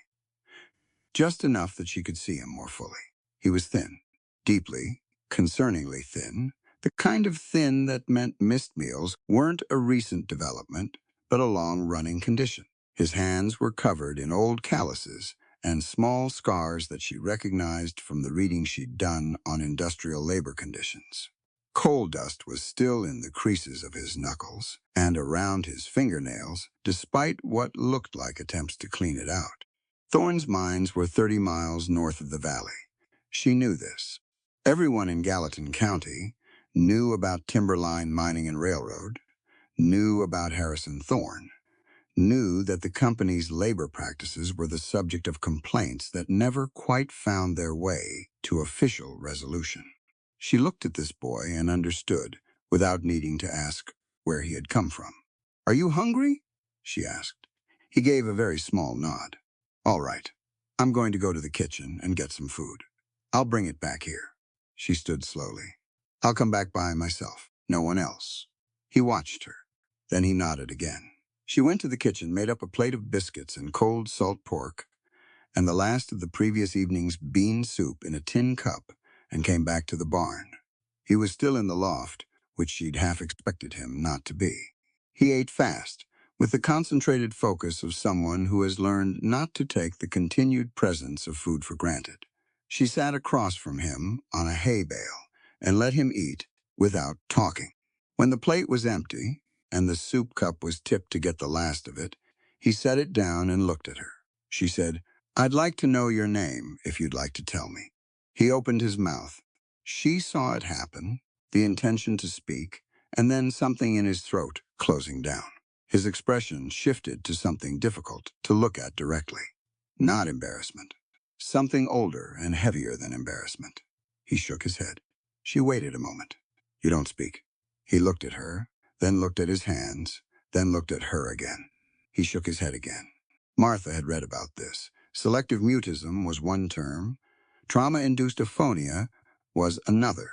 The medical literature she'd encountered in the Boston Athenaeum's Health Sciences collection described cases in children who had experienced severe or prolonged trauma where the speech function was suppressed, not from physical damage to the voice, but from the mind's own protective response. The child was not broken. His voice was in there. It had simply gone somewhere safe until the world gave it a reason to come back. "That's all right," she said. "You don't need to." He looked at her with an expression that contained a very specific kind of surprise. The surprise of someone who has prepared for an argument and found none waiting for them. She thought for a moment. Then she said, My name is Martha. Can I call you something? You can tell me if I get it wrong. She paused. I'll use my hand. Hold up a finger if I'm wrong. He watched her. She looked at him. Something about his face. The set of it. The dark, careful eyes. Toby, she said. He was still for a moment. Then he did not hold up a finger. She went to Austin that afternoon. He was in the study going over the winter feed projections, which was a job she'd offered to help with twice, and he'd declined twice, which was his right. She knocked on the open door, and he looked up. There's a child in the hayloft, she said. Austin set down his pencil. Say that again. A boy. Approximately 10 years old, he came from Thorne's coal operation, I believe. He has bruising consistent with physical mistreatment and is significantly malnourished. He can't speak. She said it all plainly, in order. He needs food, warm clothing, and somewhere to sleep that isn't a hay bale. Austin's face had done several things while she was talking. Settled into stillness now. Martha, I know what you're going to say. Do you? You're going to say that taking in a runaway from Thorne's mine is a direct provocation to a man who has already demonstrated his willingness to use legal and illegal means to protect his interests. You're going to say it puts the ranch at risk. She kept her voice level. You're not wrong about any of that. He said nothing. The child is 10 years old, she said. He has no one. He walked 30 miles through December cold on a broken boot buckle, and he slept in our barn because it was the first safe place he found. She paused. I can't walk past that. I won't. The silence in the study lasted long enough that she counted 8 seconds of it. Austin looked at the window, at the feed projections on his desk, at some private calculation she wasn't party to. Where is he now? He said. Still in the loft. I told him I'd come back. Does anyone else know? Not yet. He picked up his pencil. Set it down again. Tell Zeke. Nobody else for now. He looked at her, quietly. Martha let out a breath. Thank you, don't thank me yet, he said. It was becoming something of a pattern between them. If Thorne's men come looking, we'll deal with that when it comes. He looked at her for a moment. You sound very certain of that for someone who's been in Montana 5 weeks. I'm certain of what's right, she said. The logistics I'm willing to improvise. She thought she saw the corner of his mouth move. Just barely. She went back to the barn. Zeke took the news, the way Zeke took most news, with a long considering silence and then a practical question. He needs boots, he said. Yes, I've got a pair in the tack room from a hand who left in September. Small fellow, they might do. He was already moving toward the tack room. I'll get them. They brought Toby inside. That evening, after the hands had gone to the bunkhouse for the night, he came down the loft ladder slowly, watching the yard and the house with the wariness of a creature who has learned that the open ground between shelter and shelter is where bad things happen. Martha walked beside him. She didn't take his hand. She let him choose his own pace. Zeke had found the boots and a wool coat from somewhere in the bunkhouse stores. Austin had produced, without explanation, a pair of thick socks from his own bureau drawer and left them on the kitchen table without comment. Toby ate a proper supper at the kitchen table, sitting very straight, with the careful table manners of a child who had been taught them by someone who cared, and then had been somewhere for a long time where they had no use. Austin came in partway through supper and sat at the far end of the table with his coffee and his evening accounts. He didn't talk to the boy directly. He didn't ignore him either.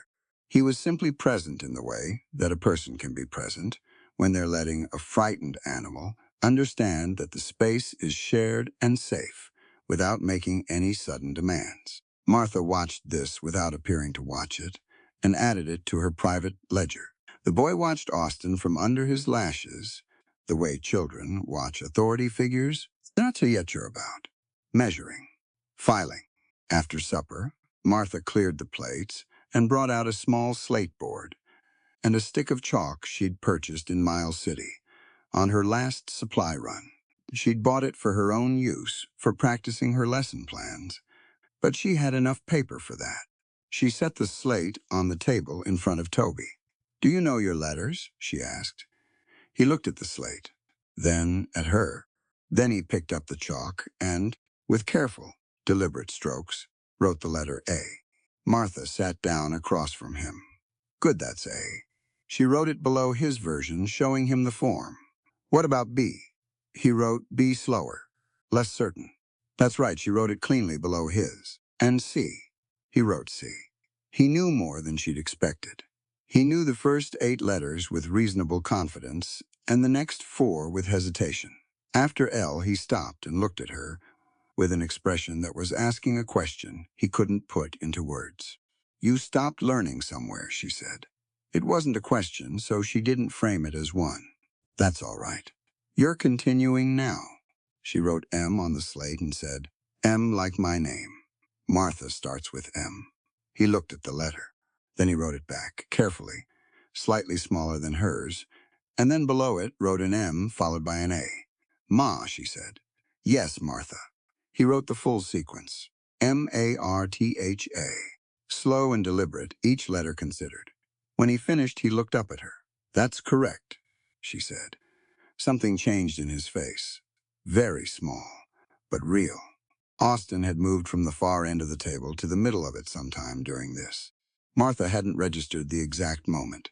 He was sitting with his accounts still open, but no longer looking at them. He was watching Toby's chalk letters on the slate. Martha continued, Now your name, T-O-B-Y.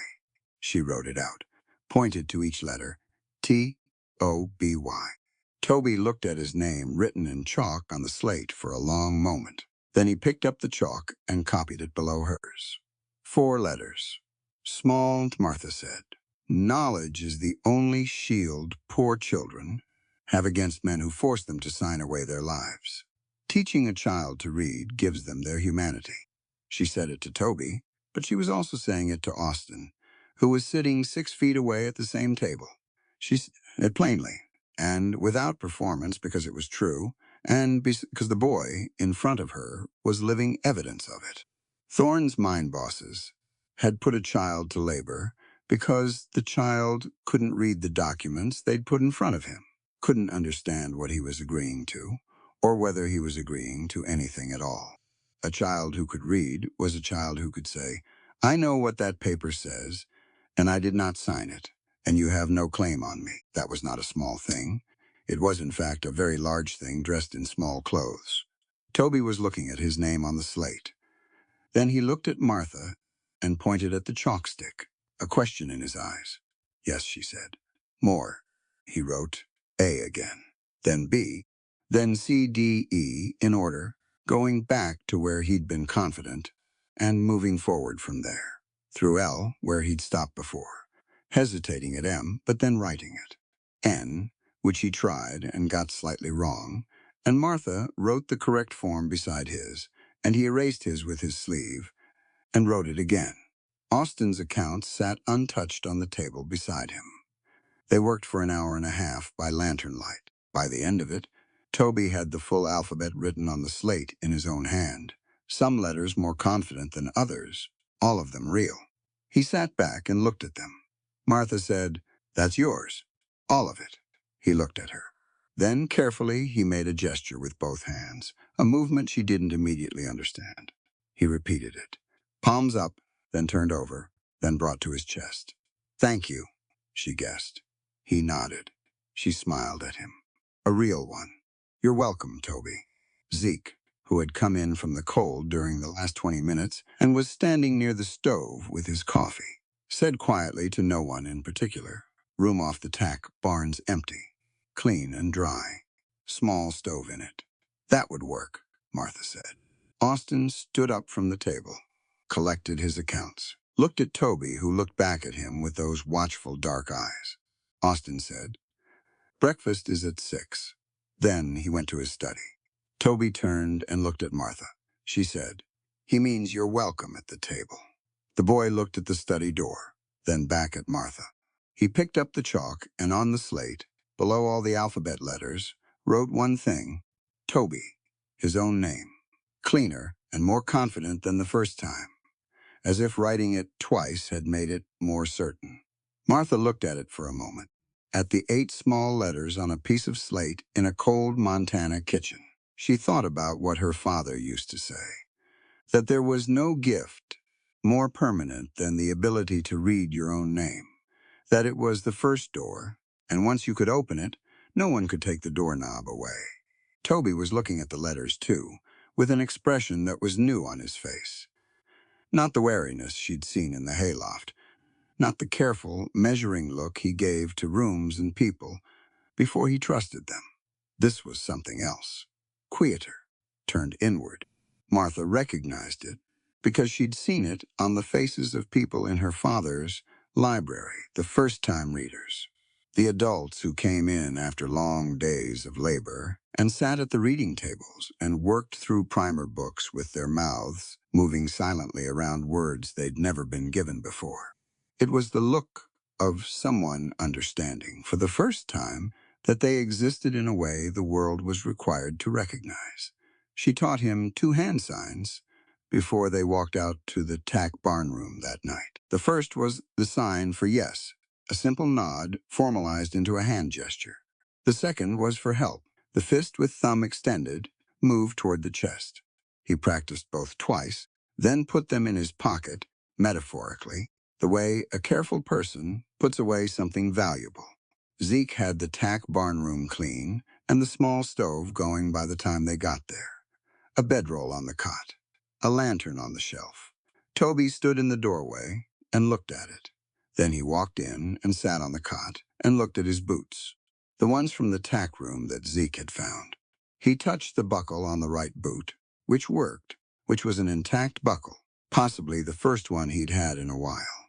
"Good night, Toby," Martha said from the doorway. He looked up and made the sign. For thank you that she hadn't actually taught him, but that she recognized from watching him do it at the kitchen table. Palms up, turned over, brought to the chest. "You're welcome," she said, every time. She walked back to the main house in the cold, dark sand, crunching under her boots from the morning's anti-ice work, the lantern making a small orange circle around her feet. The study light was still on. Through the window, she could see Austin at his desk with his accounts, the lamplight catching the line of his jaw and the papers spread in front of him. His ankle was elevated on a footstool, which meant he was taking her medical advice when no one was watching, which meant he was not quite as indifferent to it as he'd appeared. She noted this, added it to the ledger. Inside, she banked the kitchen stove for the night, checked the lamps, and went to her room. Her notebook was on the chair. She opened it and wrote the date, and below it a single entry. Toby. Alphabet completed, letters T-O-B-Y, written independently. Then below that, the materials list she was building. Slates, chalk, primers, a building, time.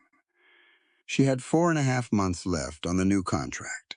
She closed the notebook, extinguished the lamp, and lay in the dark listening to the wind talk to the eaves of the house. Somewhere in the tack barn, in a clean room with a working stove and an intact boot buckle, a boy who could write his own name was settling in for his first safe night in a very long time. That was worth something. That was worth a great deal. The meeting was set for the second Friday of January. Martha had known about it for 3 weeks. Word had traveled through the valley the way word always traveled in ranch country, slowly at first, then all at once. Harrison Thorne's Timberline Mining and Railroad Company had filed a formal application with the Territorial Water Commission for an easement across 6 tributary streams feeding into the Gallatin River. The application used language that was careful and technical, and to anyone who didn't read it closely, sounded like a reasonable infrastructure request. Martha had read it closely. She'd obtained a copy from the Miles City Land Office on a Tuesday supply run, sat with it at the kitchen table after supper, with a pot of coffee and a legal dictionary she'd ordered from a bookseller in Helena, and worked through it, section by section, for 4 evenings straight. By the 5th evening, she had 12 pages of notes, 2 columns of figures, and a very clear picture of what Thorne was actually proposing. She brought it to Austin on a Thursday. He read her summary in the study while she sat across from him. He read slowly, which was not because he was a slow reader. It was Because he read carefully, the same way he did everything. Halfway through the second page, he stopped and looked up. He's not just taking an easement, Austin said. No. The easement language in sections 4 through 7 grants Timberline the right to modify the stream and water flow rates for railroad construction purposes. Combined with the mineral rights he already holds on the North Ridge, that means he can legally redirect the upper tributary flow. She turned her own copy to the relevant section and put it on the desk. The Henderson Ranch pulls irrigation from the 3rd tributary, the Callahan Farm from the 5th. If Thorne redirects those streams for his railroad-grade construction, both operations lose their primary water source. And every homestead downstream. Every homestead downstream, she confirmed, including the south pasture here. Austin set the papers down. He looked at the window for a moment. Outside, January had made the valley white and spare and very clear the way cold weather simplifies things to their essentials. The commission hearing is Friday, he said. I know. He looked at her. You've been preparing something. It wasn't a question. He knew her well enough by now to recognize the signs. The late lamplight in the kitchen, the trips to the land office, the legal dictionary that had appeared on the kitchen shelf next to her recipe book. I've been preparing a presentation, she said, for the ranchers. I'd like to walk them through the financial and legal implications of the easement before the commission hears Thorne's argument. If they understand what they're agreeing to, they can object formally. That creates a record. A record doesn't stop Thorne, no, but it makes it harder for the commission to approve the easement without appearing to ignore documented public objection. And it gives any subsequent legal challenge a foundation. She folded her hands. It's not enough by itself. I know that. But it's the correct first step. Austin was quiet for a moment. You're going to speak at the hearing. I'd like to. Thorne will be there. I expect so. He won't like a woman standing up in a public meeting and dismantling his application in front of the commission. I expect that too. She kept her voice even. Do you think I shouldn't do it? Austin looked at her for a long moment. Then he looked at the window again.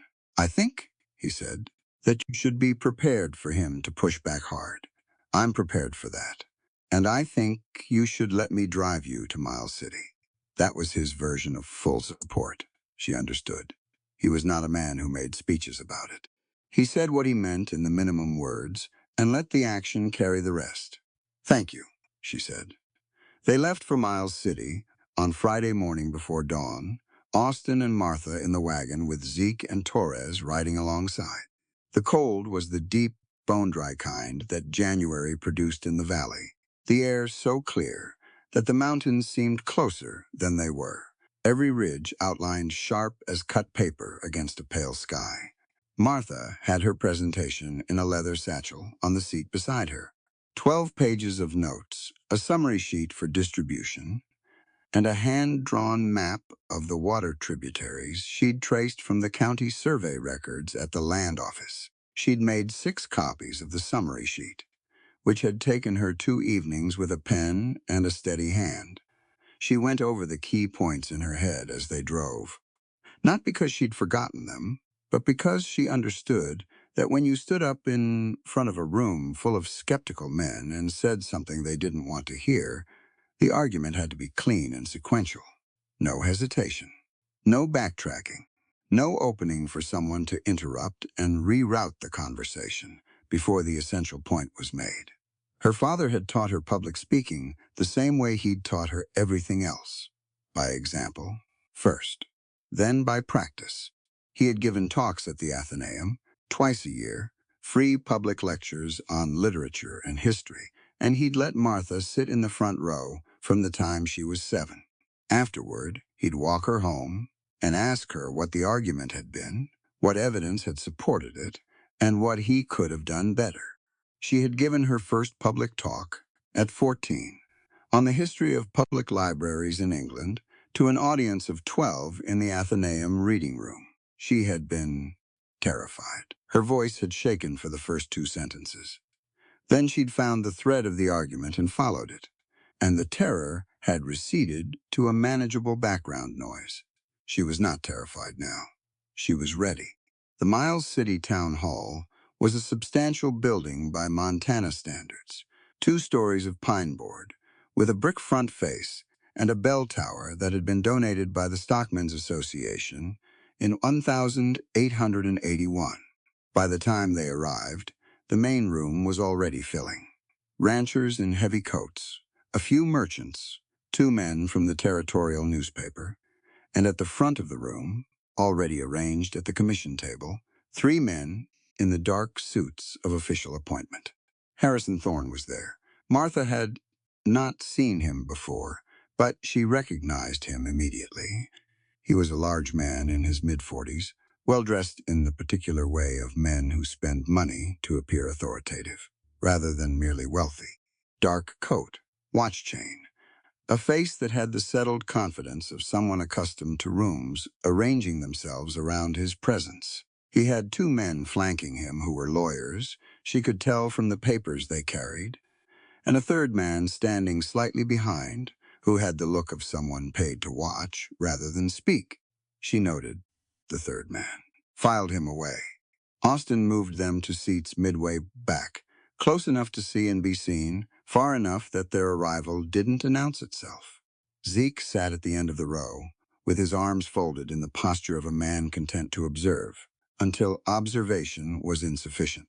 The commission hearing opened with procedural formalities. The chairman, a territorial appointee named Caldwell, read the application number and summary. Thorne's lead lawyer stood and presented the easement proposal, and he was good at it. He used language that was reasonable and moderate, and almost entirely successful at making the redirection of 6 tributary streams sound like a minor infrastructure courtesy that would benefit the entire region through improved railroad access and economic development. Several ranchers near the front nodded along. Martha watched this and made notes. When Thorne's lawyer finished, Chairman Caldwell asked if there were objections from the floor. The ranchers looked at each other. The usual hesitation. Nobody wanting to go first against a man with lawyers and a railroad company behind him. Martha stood up. The room shifted. Not loudly. Just the way a room shifts when something unexpected happens. Caldwell looked at her over his reading glasses. "Ma'am? Martha O'Malley," she said. "I work at the Red Rock Ranch on behalf of Mr. Austin Brand, who is present." She kept her voice clear and moderate, the way her father had always started. "Establish yourself. Establish your standing. Don't apologize for existing in the room. I'd like to present some technical observations about the easement proposal that I believe are relevant to this commission's consideration." Caldwell looked briefly at Thorne's table. Thorne was watching Martha with an expression of polite patience, the expression of a man who intends to be patient for a limited time. "Go ahead," Caldwell said. She opened her satchel and moved to the front of the room. She set her summary sheets on the commission table and turned to face the ranchers, which was deliberate. The commission mattered, but the ranchers were the ones who needed to understand. The application before this commission requests an easement across 6 tributaries, she said. On its face, that's a construction access request, but I'd like to walk through sections 4 through 7 of the application, specifically because those sections contain language that goes considerably further than access. She spoke for 20 minutes. She did not rush it, and she did not simplify it past accuracy. She explained what a streamed modification right was and what it allowed the holder to do. She traced the water dependency of each affected ranch on her hand-drawn map, which she held up so the room could see it. She ran the financial figures, what the loss of primary irrigation meant in dollars to the Henderson operation, to the Callahans, to the 7 smaller homesteads further downstream. She put numbers on it. That was the essential thing. Abstract rights were easy to dismiss. $400 of lost crop, yield per season, was hard to argue with. In summary, she said, the timberline easement, as written, would give one private company the legal authority to alter the water supply, of 17 farming and ranching operations in this valley. The projected economic impact, using current land and crop valuations, is a minimum of $11,000 in annual losses across the affected properties. That is not infrastructure development. That is monopolization of a shared natural resource for private benefit. She stopped. The room was quiet for a moment. Then 3 ranchers started talking at once, and the noise in the room changed character entirely.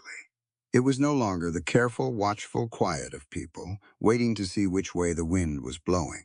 It was the active, engaged sound of people who had just been given information they could use and were starting to use it. One of the older ranchers, a man named Henderson, who was, not coincidentally, the first on her list of affected operations, stood up and pointed at Thorne's table. Is this true? Can they do this? Thorne's lawyer was already on his feet, with a smooth rebuttal prepared, but the room was not in the mood for smooth anymore. The Henderson question had opened something, and several other ranchers were asking their own versions of it, and Chairman Caldwell was tapping his gavel for order. Martha took her seat. Austin was looking at her. She couldn't read his expression precisely, but it wasn't the guarded watchfulness she'd gotten used to. It was something else, more direct than that. Thorne himself had not looked at the commission table during her presentation. He had looked at Martha the whole time, with a patience that had thinned considerably and an attention that was specific in a way that made the back of her neck notice. The room was still finding its noise level when the door at the back opened. Martha heard the boots first. Heavy, official, deliberate, the kind of pace that is designed to be heard. She turned. A man in a deputy marshal's coat was moving down the center aisle with 2 men behind him. He was broad-faced and unhurried, and carrying a document in his left hand, and he was looking at Martha with the specific focus of a man with a task. The room quieted. The deputy marshal stopped at the end of her row. "Martha O'Malley?" he said. She stood, because sitting down while being addressed by a lawman did not serve her. "Yes." He held up the document. "Federal fugitive warrant. You're wanted in the state of Massachusetts for arson and murder." He stepped into the row. The Boston Library fire of August 1885. The death of one Patrick O'Malley. The room exploded. Or rather, the noise in the room went to a completely different place. The ranchers' voices, previously organized around water rights and irrigation, fractured into a dozen different conversations and reactions. Martha heard her name said several times in several different tones. She heard a chair scrape. She heard Austin's voice saying something close and sharp behind her. She was still standing. The deputy marshal reached her and produced handcuffs, actual iron handcuffs, from his coat. He was not rough about it, but he was not gentle either. He was professional in the way that certain kinds of official wrongdoing are professional. Efficient, documented, impossible to argue with in the moment. The cold metal went around her wrists. She had known her father died in the fire. She had known it every day for 14 months. She had held that knowledge in a specific place and carried it carefully because the alternative was to set it down, and she could not afford to do that. She had not known anyone had decided to call it murder. She had not known anyone had decided to call it hers. She turned her head and found Thorne across the room. He was watching her with the expression of a man watching something he had planned come to completion. Not triumphant exactly, too controlled for triumph. Simply satisfied. The man behind him, the watcher she'd noticed at the start, was writing something in a small notebook. A Pinkerton. She recognized the type now that she was looking for it. Her father's books had included several accounts of Pinkerton operations, their methods, their thoroughness, their availability to men with money who needed things arranged. Someone had been arranging this for a while, the deputy marshal said. "You'll come with me, ma'am." She came, because she had no other legal option, and she understood that struggling with a lawman in a public meeting was the fastest way to lose every subsequent argument. She walked up the center aisle with her hands cuffed in front of her and the room's noise around her, and her satchel still on the bench where she'd left it. Austin was on his feet. He was very still, the kind of still that in her experience of him meant something was happening. Underneath that the outside wasn't showing yet, his eyes followed her up the aisle. She met them for one moment as she passed his row. She needed him to understand two things: that she had not done what the warrant said, and that she trusted him to know that without her having to say it. She did not know if she had the right to trust him with that. She thought she might. She kept walking. At the door, she paused because the deputy paused to manage the door handle. In that pause, she looked back at the room, at the ranchers still on their feet and talking, at the commission table where Chairman Caldwell was looking uncomfortable in the way of officials who sense an impropriety they can't immediately name. At the summary sheets she'd set in front of them 20 minutes ago, still there, still accurate, still saying everything they'd said before the handcuffs went on. She had done the work. The work was in the room. Whatever happened to her between now and whenever this resolved itself, the numbers were on the commission table, and Henderson had already heard them and was already angry.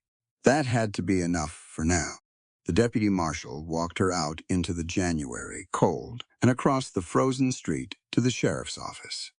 She kept her back straight and her pace steady.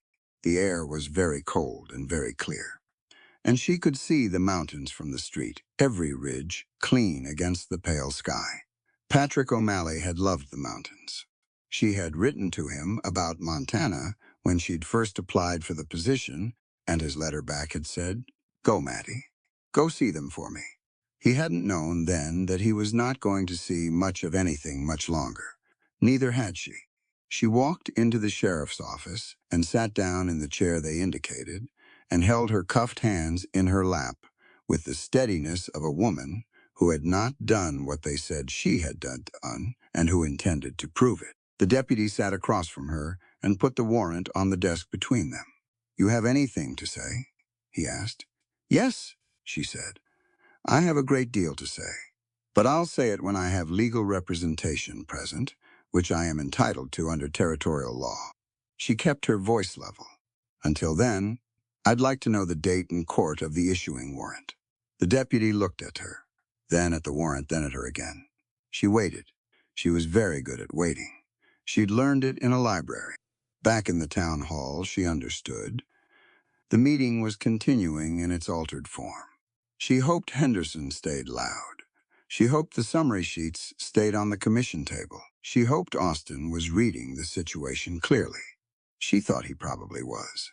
He was a man who had built 14,000 acres on the basis of reading situations correctly and responding with the minimum necessary action and maximum long-term effect, she thought, for the first time since the handcuffs had gone on, about the fact that the warrant named her father's death as murder.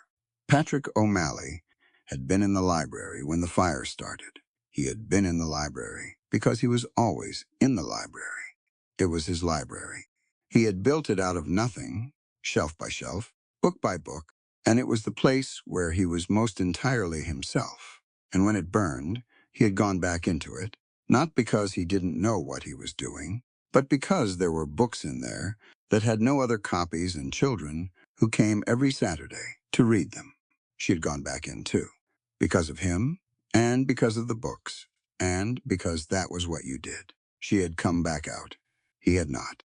She pressed her hands together in her lap and looked at the wall of the sheriff's office, which had a wanted poster on it for a horse thief named Coleman and a calendar from the Miles City Bank showing January 1886.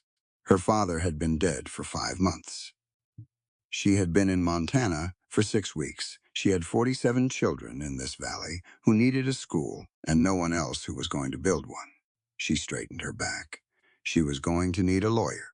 The jail cell in Miles City was 8 feet by 10 feet, with a cot bolted to the wall and a single window too high and too narrow to do anything useful with. The floor was swept pine board. The door was iron bar, well-maintained and serious about its purpose. Martha had been in it for 2 days. She'd spent the first day going over everything she knew, which was the correct response to a problem with incomplete information. You cataloged what you had. You identified what you were missing. You made a list. What she had: a federal fugitive warrant issued from a Boston magistrate's court, which the deputy marshal had allowed her to read once she'd confirmed her right to legal representation. The warrant cited two witnesses who had apparently testified that they saw Martha O'Malley start the fire at O'Malley's lending library on August 14th, 1885. The witnesses' names were listed. She didn't recognize either of them. What she was missing: everything else. She had no lawyer. The territorial public representative in Miles City was a man named Greer, who had come to see her on Saturday afternoon looking harassed and overcommitted. He was not incompetent, but he was not equipped for a federal case with a Pinkerton report behind it, and she could see him calculating the weight of the thing before he'd finished reading the warrant. She had asked him to find out who had commissioned the Pinkerton investigation. He'd said he would try. He hadn't come back yet. The deputy marshal, whose name was Connell, was not unkind. He brought meals twice a day and answered the questions he was legally obligated to answer, and didn't answer the ones he wasn't. He told her on the second morning that a prison transport was scheduled, a federal rail car, eastbound, stopping in Miles City on Thursday. Thursday was 2 days away. She sat on the cot and looked at the high window. The light through it was winter white and flat. She could hear the street outside, horses and wagon wheels and voices, the ordinary sound of a town going about its business, while she sat in a box and waited for Thursday. She was trying not to think about what Thursday meant. She was also trying not to think about Austin. She had looked at him once in the town hall as they walked her out. She had tried to put something clear into that look, something that communicated what she couldn't say in that moment. She did not know if it had landed. She did not know what he would do with it if it had. He had no obligation to her beyond the contract. And the contract was with a woman who currently had a federal warrant on her name. A reasonable employer would consider that contract voided by circumstances. A cautious man would consider the entire association a liability. Austin Brand was both reasonable and cautious. She had been telling herself that for 2 days. She was not entirely convincing herself. On Wednesday afternoon, she heard boots outside the cell block door. 2 sets. She recognized one of them. The door opened. Deputy Connell came in first, and then Austin, and then Zeke behind him, and the cell block suddenly had considerably more people in it than it had been designed for the feeling of. Austin looked at her through the bars. She looked at him. Neither of them said anything for a moment. "You look like you slept here," he said. "I did sleep here." She stood up from the cot. "I've been sleeping here for 2 nights, I know." He didn't look away. "I've been otherwise occupied." "Doing what?" He glanced at Connell. Connell, to his credit, found something important to examine in the far corner of the room. Austin looked back at Martha, finding the Pinkerton. She was quiet. "Man named Desmond," Austin said, "based in Denver. He came to Thorne 2 months ago. I have that from 2 separate sources." He said it the way he said things that mattered, without emphasis, just the facts in order. "He was in Miles City the week of the town hall. I found him at the Imperial Hotel on Monday evening." She looked at him steadily, and Zeke, from behind Austin, said, "He was persuaded to have a conversation." "He gave us a signed statement," Austin said, "witnessed by Zeke and a notary from the land office. I have it here." He produced an envelope from his coat pocket and held it up so she could see it. "Thorne's men set the Boston fire. Desmond's operative in Boston confirmed it. The building sat on a parcel Thorne's holding company had been trying to acquire for commercial development. The fire cleared it." Martha's hands were very still at her sides. "My father." Austin's voice changed register. Just slightly. "Queter. He was in the building when the fire started. Desmond confirmed that Thorne's men knew the building was occupied. They said it anyway." A pause. "When you went in after him and came out, and your father didn't, there were enough witnesses to build a frame around it." Desmond found two men who could be bought to say what the warrant says they said. The room was very still. "My father didn't die in the fire," she said. The words were careful and deliberate because she needed them to be. "He died 3 days later at Massachusetts General. He had inhaled too much smoke." She looked at the floor, then back up. "He told me, before he died, that he'd gone back for the books. He said he was sorry he hadn't gotten out sooner." She stopped. "Then he wasn't sorry about the books. He knew exactly what he'd done. He just didn't want me to grieve the choice." Austin was watching her with the kind of attention that doesn't look away when things get difficult. "Thorne drove him to that building," she said, "and then blamed me for the building burning." "Yes, and fabricated 2 witnesses." "Yes." Desmond named both of them. "The statement includes their names and what they were paid." She let out a breath. Slow. Controlled. "That's enough to challenge the warrant." "It's enough to collapse it," Austin said. "Greer has a copy. He's already filed an emergency petition with the territorial magistrate." He paused. "But the federal transport doesn't wait on territorial petitions. It runs on Thursday regardless." She understood what he was saying. "How long for the magistrate to respond?" "Greer says 3 days minimum, maybe 5. The rail car left Thursday. The magistrate responded in 3 to 5 days. That math had a problem in the middle of it." She looked at Austin through the bars. He looked at her. He said, "I need you to trust me with something," she said. "All right." It was not a small thing to say. He heard that in it, she could tell. He nodded once. "Don't let them put you on that train without making noise about it," he said. Loud, official, documented noise. "Make Connell write down your objection. Make him confirm the magistrate petition in writing. Make a record of everything, time and date, because a record that exists is harder to make disappear than a person who's already eastbound on a federal transport." "Yes," Zeke said quietly from the back. "And because the record matters afterward, however this goes." She looked at Zeke. He met her eyes with the steady, patient attention of a man who has watched a great many things go wrong and a fair number of them go right, and has learned to tell the difference between which kind of moment he's in. "The Pinkerton statement," she said. "Thorne will know you have it." "He knew by Tuesday morning," Austin said. "That puts you in a difficult position." "I've been in difficult positions before."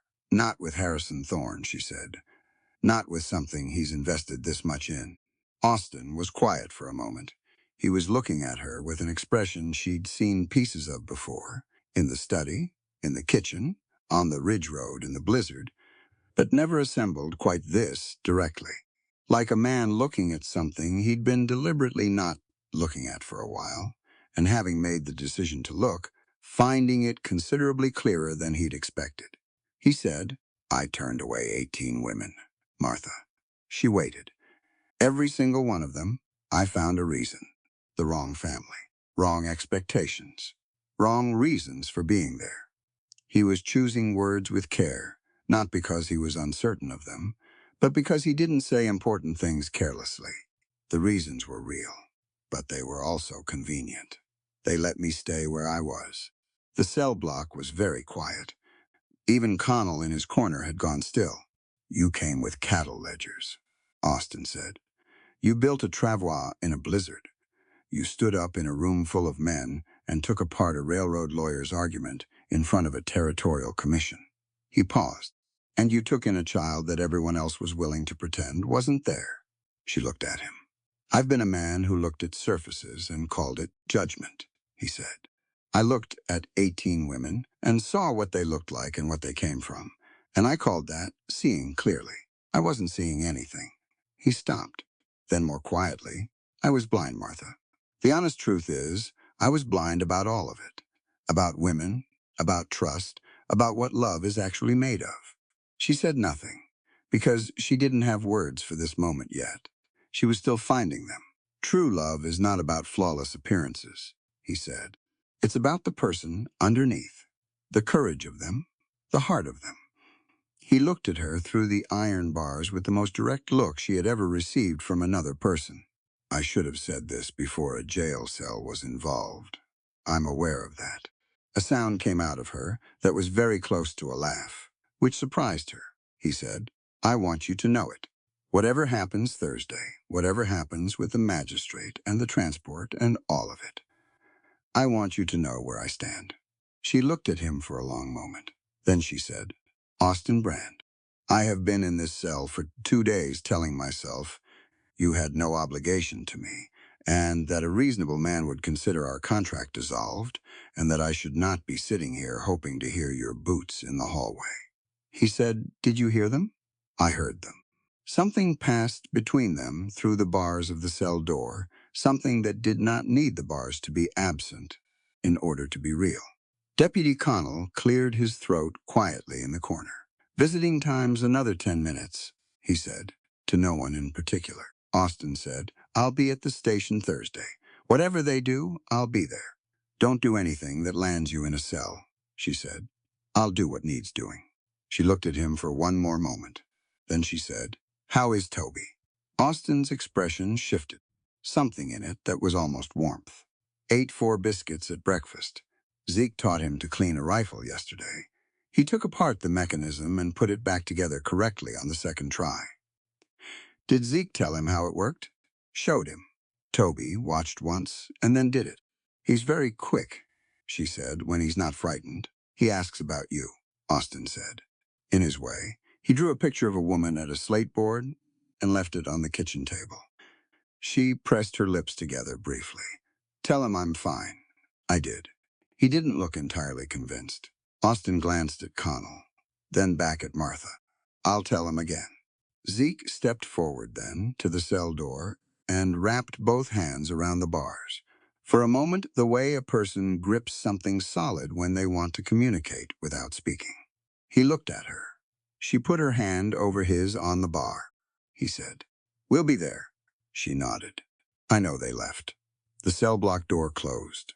The boots on the floor went away down the hall, and then through the outer door and were gone, and the ordinary sound of the street replaced them. Martha sat back down on the cot. She thought about what Austin had said, about being blind, about surfaces and judgment, and what it actually meant to see something clearly. She understood where that blindness had come from, understood it the way she understood most things, by following the evidence back to its source. A woman who had betrayed him, and the men behind her, and 6 years of protective reflex that had hardened into habit. She had been told her whole life, in various ways, and by various people, that what she looked like was what she was. Too large, too plain, too much of the wrong things and not enough of the right ones. She had built her life on the counter-argument, on the proposition that what she could do, and what she knew, and what she believed, mattered more than the frame it came in. Austin had just told her, through jail cell bars, in front of a deputy marshal and his oldest friend, that he had arrived at the same conclusion. The timing was not ideal. She lay back on the cot and looked at the ceiling and let herself feel, for one private moment, what that meant. Then she put it in the safe place, the high shelf, the back corner, and thought about Thursday. Thursday came gray and cold, the sky the color of old pewter, the kind of morning that makes everything feel heavier than it is. Deputy Connell woke her at 6 and told her the transport arrived at 9. He was apologetic about it, in the specific way of a lawman, who knows his paperwork is clean, but suspects his orders might not be. She asked him to record her formal objection to the transport, pending the territorial magistrate petition. He did it, wrote it down in his log, dated and timed it. She asked for a copy. He made one. She asked him to confirm in writing that he was aware of the petition and had received a copy from Attorney Greer. He confirmed it. She had a complete record by 7:30 in the morning. She was transferred at 8:45, cuffed and walked to the rail station through the cold street with Connell and one other deputy on either side of her. She kept her head up and her space steady and looked at the mountains where they showed above the roof lines of Miles City. The federal transport car was at the far end of the platform, iron-sided, barred windows, the utilitarian ugliness of something built for a purpose and not for looking at. There were two other occupants already inside. She could see through the barred window as she approached. Men, both of them, looking at the platform with the blank attention of people who have given up on what's outside the window changing. She was 20 feet from the car when she saw Austin. He was at the far end of the platform with Zeke and Torres and two other Red Rock hands she recognized, standing in a line along the platform edge with the casual, practiced arrangement of men who have shown up to a place in numbers on purpose, not blocking the path, not threatening anything, simply present, witnessed, documented. Austin met her eyes across the platform. He nodded once. She nodded back. Connell walked her to the car door. The federal officer at the car checked his paperwork, checked the warrant, made the standard notations. Everything was in order. Thorne had made sure of that. Martha looked back at Austin one more time before they put her on the car. He was watching her, with the same expression he'd worn in the jail cell, the looking at something clearly expression. He had one hand resting on the platform railing and the other at his side, and he stood with the particular stillness of a man who has made all his decisions and is now waiting for the situation to require him to act on them. The car door closed, the lock engaged. She found a seat at the barred window and looked out at the platform, at Austin and Zeke and the Red Rock hands standing in the cold with their breath-making clouds in the gray air. The locomotive began building pressure. The platform vibrated slightly. She put her cuffed hands in her lap and sat straight on the wooden bench and held on to what she knew. She had not done what they said she'd done. She had a documented statement from a Pinkerton operative that said so. She had an attorney filing an emergency petition with a territorial magistrate. She had a record of her formal objection, timed and dated and copied. She had 47 children in the Gallatin Valley who needed a school and no one else who was going to build it. And she had Austin Brand on a train platform in Miles City, Montana, standing in the January cold with 4 of his men, watching the car until it moved. She did not look away from the window until the platform was gone. The train moved east through the valley. She watched the land because she could not do much else, and because Montana, even through a barred window, was worth watching. The white and gold of the winter pastures. The way the river caught the flat morning light and held it briefly before releasing it. The mountains, falling behind. Her father had said, in one of his last coherent days in the hospital, that the worst injustices were not the dramatic ones. They were the quiet, administrative ones. The paperwork injustices, the ones that moved people from one place to another on the basis of signed documents that looked official and therefore were treated as though they were right. He'd been talking about a case he'd read about. A man displaced by a railroad company's eminent domain filing. His whole farm consumed on the basis of correctly formatted paperwork that represented an incorrect claim. She had thought, at the time, that he was just a man who had spent too long among books and had begun to see narrative patterns in everything. She was revising that assessment now. The train moved east. She sat straight on the bench and waited. She thought about Toby's picture of a woman at a slate board. She thought about the alphabet written in chalk on a kitchen slate, all 26 letters in a child's careful hand. She thought about the school on Wildflower Ridge that existed so far only in her notebook and her head, but was real there, as real as anything she could touch, real enough to go back for, like books in a burning building.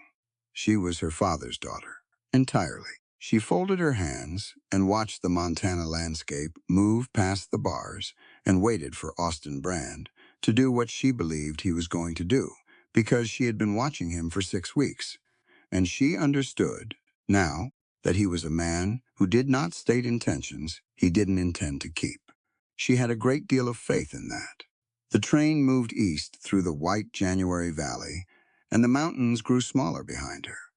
And she kept her back straight, and her hands folded, and her mind clear, and she waited. Austin didn't go home after the train left. He stood on the Miles City platform, until the last car disappeared around the eastern bend, until the smoke was just a smear against the gray sky, and the sound of the locomotive was something you felt more than heard. Then he turned to Zeke. "How far ahead do we need to be?" he said. Zeke had already been thinking about it. That was the thing about Zeke. He didn't wait to be asked before he started working a problem. Devil's Chasm is 32 miles east. Train stops there to take on water. If we ride hard through the night and cut across the Ridgeline shortcut above the Harmon property, we beat it by 2 hours, maybe 3. The shortcut's rough in January. "Yes, it is," Zeke said. He said it without complaint or qualification. The way a man states a fact he has already decided to accept. Austin looked at Torres. At the other hands, Reardon and 2 young men named Briggs and Calloway, who had come without being asked when Zeke had put the word out. Reardon was 53 years old and had a bad knee that ached in cold weather. He was standing on the platform in the January cold without any particular expression, waiting. "This is not a ranch obligation," Austin said to all of them. "Any man who goes home right now goes with my full respect and a month's bonus wages." Nobody moved. Torres said, "We riding or talking?" They were riding inside of 15 minutes. The shortcut above the Harmon property was exactly as rough as Zeke had promised. It climbed through broken terrain that was passable in summer if you were careful, and technically passable in winter if you were willing to accept what technically meant in practice. Ice on the switchbacks, loose shale under the snow, 2 places where the trail narrowed to something that a horse had to think about before committing. They went through it in the dark with lanterns and didn't stop. Austin rode at the front and thought about Martha sitting straight on a bench in an iron-sided car, and the way she had looked at him before they closed the door. He thought about what he'd said in the jail cell, about blindness and surfaces, and what love was made of. He'd meant every word. He also understood that meaning something, and having the time to properly reckon with it, were different situations. He had several things to accomplish before there would be time to properly reckon with anything. First among them was Devil's Chasm. He'd been to the chasm twice in his life. It was a natural feature of the Eastern Rail route, a narrow canyon where the rock walls came close and the grade steepened. The railroad had blasted a path through it in 1881, and the water tower on the far side was the only reliable stop between Miles City and the territorial border. Every eastbound train came through it, which meant anyone who knew the transport schedule and wanted to stop that train knew exactly where to do it. Austin had figured this out somewhere between the Miles City platform and the edge of the Harmon property. If Thorne knew Desmond had given them a statement, and he did, Thorne understood the transport was the last clean option. A woman with a documented Pinkerton confession in the hands of her attorney, awaiting a magistrate decision, was a problem Thorne could manage through lawyers and delay. A woman who never arrived at the Eastern Courthouse was a simpler kind of problem. Austin had not shared this specific reasoning with the men. He hadn't needed to. These were ranchmen, Montana men. They understood how Harrison Thorne solved problems without needing it explained. They reached the high point of the shortcut at 2 in the morning and came down the eastern side in darkness that was absolute except for the stars, which were brilliant and cold and provided enough light to navigate by once your eyes adjusted. Zeke rode up beside him on the descent. Desmond's statement. Greer has it filed. Filed and copied. 2 copies. One with the magistrate's office. One with the Stockmen's Association secretary. Austin had done this Tuesday afternoon, thinking about exactly this kind of contingency. A document that existed in multiple places was harder to make disappear than a document in one person's possession.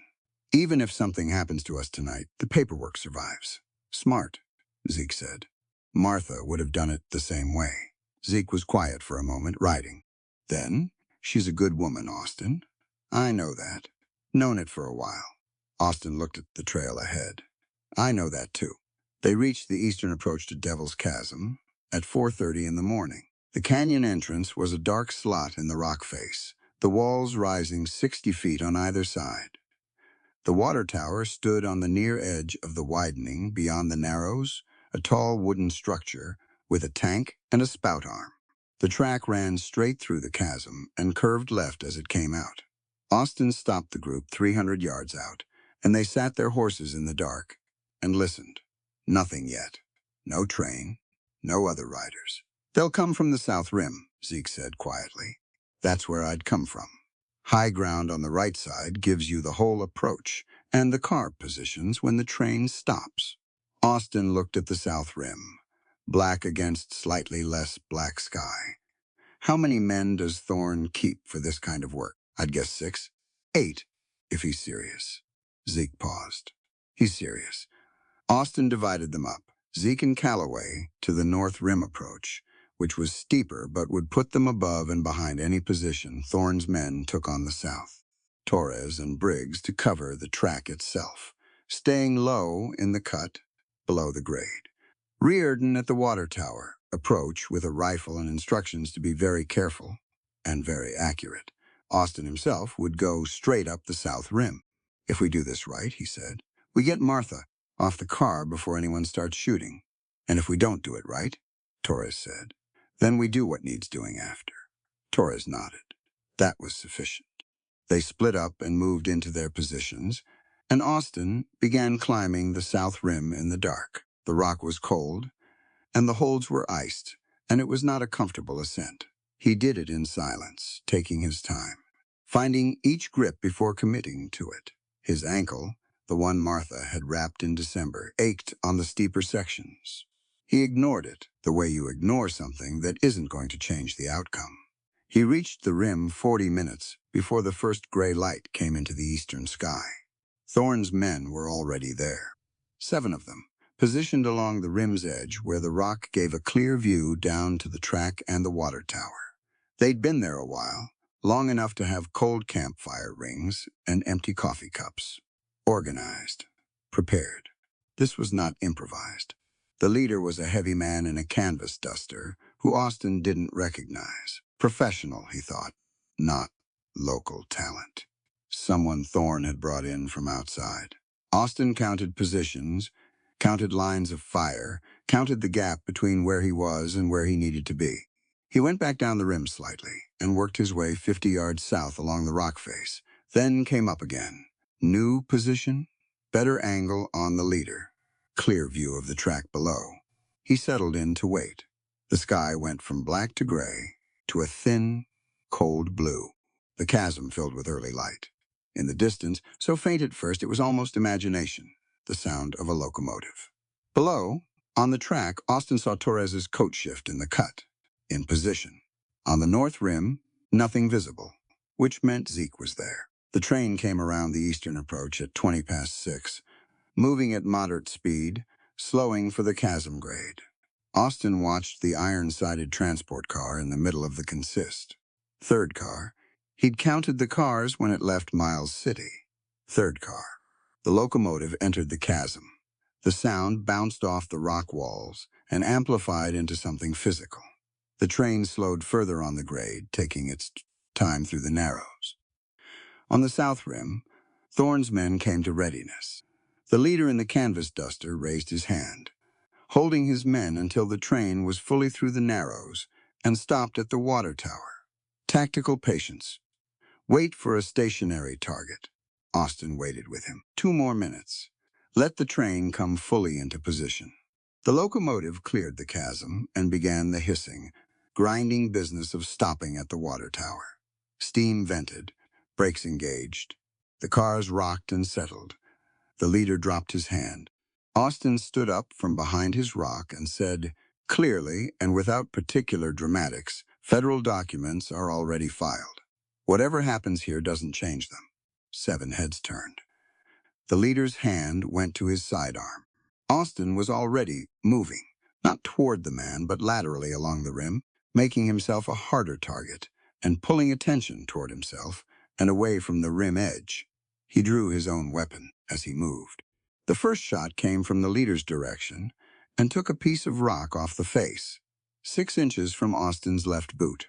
Close, professional accuracy. The second shot came from the north rim, Zeke.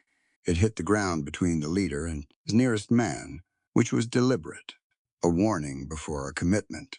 Zeke was a man who gave one warning. The 7 men on the south rim suddenly understood they had a problem above them, on both sides, and below them on the track, and that realization did what mathematics always does to tactical confidence. It reduced it significantly. Below, Austin could hear Torres and moving on the track. Voices, the sound of the car door. He kept moving along the rim, keeping the leader's attention, making distance between himself and the others. The leader fired again. Austin felt the concussion of it near his right shoulder, close enough to be uncomfortable, and he returned fire. And the leader went down behind a rock, not hit, but persuaded to reconsider his position. 3 of the 7 broke for their horses. That left 4, plus the leader. The leader came up from behind his rock in a different position, and Austin was already not where he'd been, which was the fundamental principle of a moving fight. You stayed mobile, and you made them track you, and you bought time for the thing you were actually there to accomplish. From the track below, he heard a voice he recognized. Martha, not distressed, not calling for help, just speaking, clear and direct. The voice of a woman who had been sitting in an iron box for 24 hours and had arrived at the end of her patience with the entire situation. He couldn't hear the words. He could hear the tone. He worked his way to the rim edge and looked down. Torres had the transport car door open. The federal officer was sitting on the ground beside the track with his hands up and an expression of a man reassessing his career choices. Briggs was covering him with the practical authority of someone who had decided how this was going to go. Martha was standing on the steps of the car with her cuffed hands in front of her, and she was looking up at the south rim with the focused attention of a woman tracking a problem. She saw Austin on the rim edge. He saw her. The leader came around the rock at a run, which was what you did when the tactical situation had collapsed, and you were committed enough to the outcome to go forward anyway. He was a big man, and he was fast, and he covered the distance between them in less time than was comfortable. Austin met him. It was not elegant, close. Quarters fighting on a rocky rim with a drop on one side was not a situation that allowed for elegance. Austin took a hit to the left side that he would feel for the next 2 weeks, and he gave back considerably more than that, and the leader went down hard against the rock face and stayed down.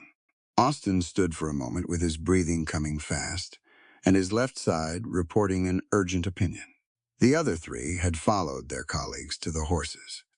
On the north rim, silence, which from Zeke meant the situation was managed.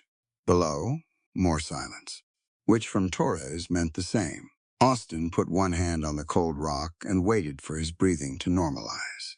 Then he went down to the track.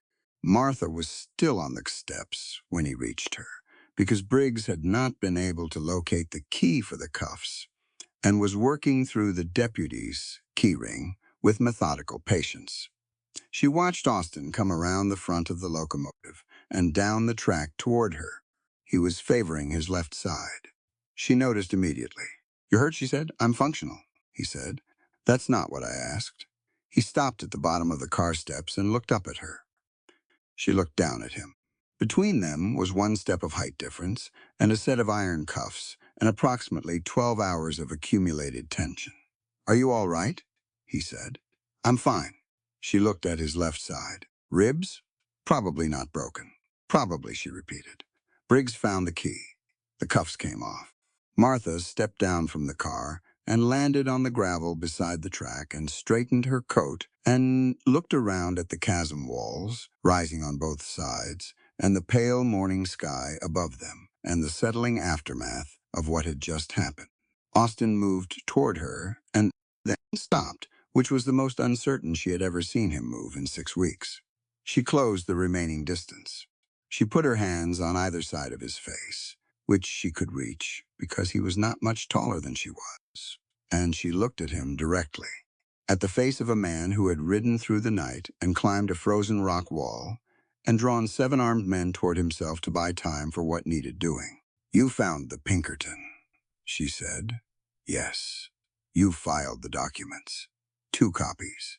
You came to the station. I said I would, and then you came here." He looked at her. "Where else would I be?" She felt the answer to that in her chest, somewhere that had been carefully closed for a long time. "Austin said I was blind to 18 women before you, Martha, but with you, I finally see everything clearly." The chasm was very quiet around them. The locomotive was still venting steam. Somewhere up on the north rim, Zeke was making his way down. The federal officer by the track had stopped looking, like he was reconsidering his career, and started looking like a man trying to be very small. Austin put his hands over hers where they rested on either side of his face. Carefully, the way a person handles something they've decided to stop being careless with, she said. "You have broken ribs. I told you. Probably not broken. I'm going to need to wrap them. I know, and you need to tell me everything that happened with Desmond and the Pinkerton statement. All of it. In order. I will. And when we get back to Red Rock," she said, "we're renegotiating the contract again." Something moved in his expression. "Are we?" "The terms need updating," she said, significantly. The corner of his mouth moved.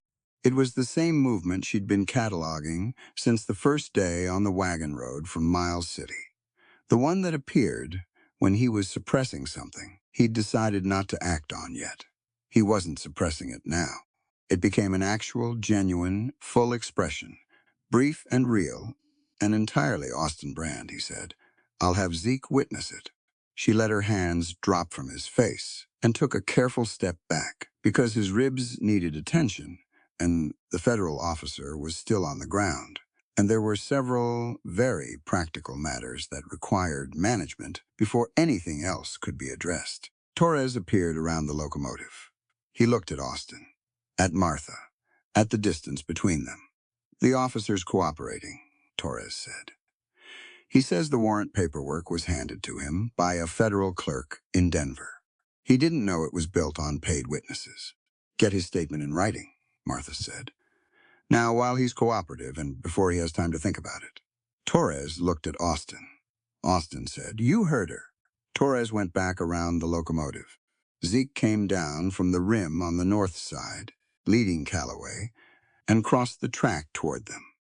He looked at Martha for a long moment with the particular expression of a man who had spent a week being concerned about something and had arrived at the resolution of that concern.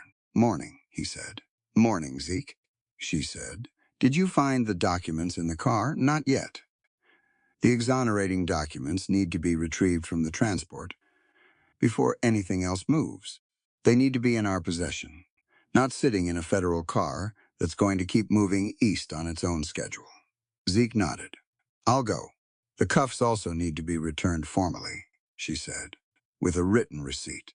We don't want any subsequent claim that they were removed improperly." Austin was watching her manage the aftermath of her own rescue with the organized attention she brought to managing the root cellar inventory and the household accounts, and his expression was the one she'd added to her private ledger in Chapter 2, the one that had been growing clearer and less private with each week that passed. "She's right about the receipt," Reardon said from behind them.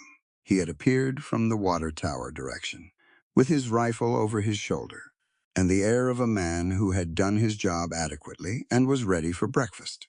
"I'll write it up." "Thank you, Reardon," Martha said.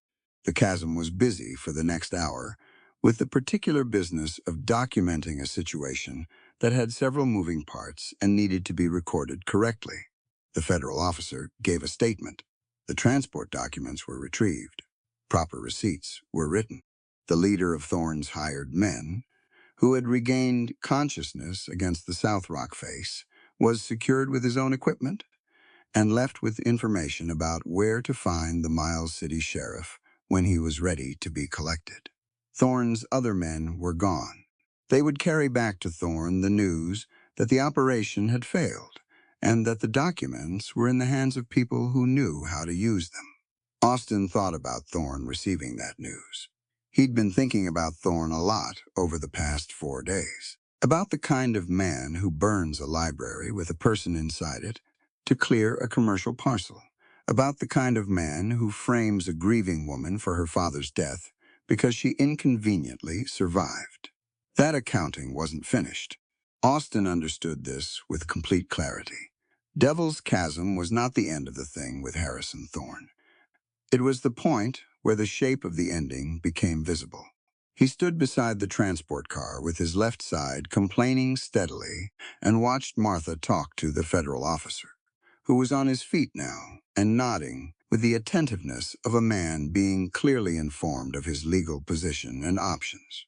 She was something.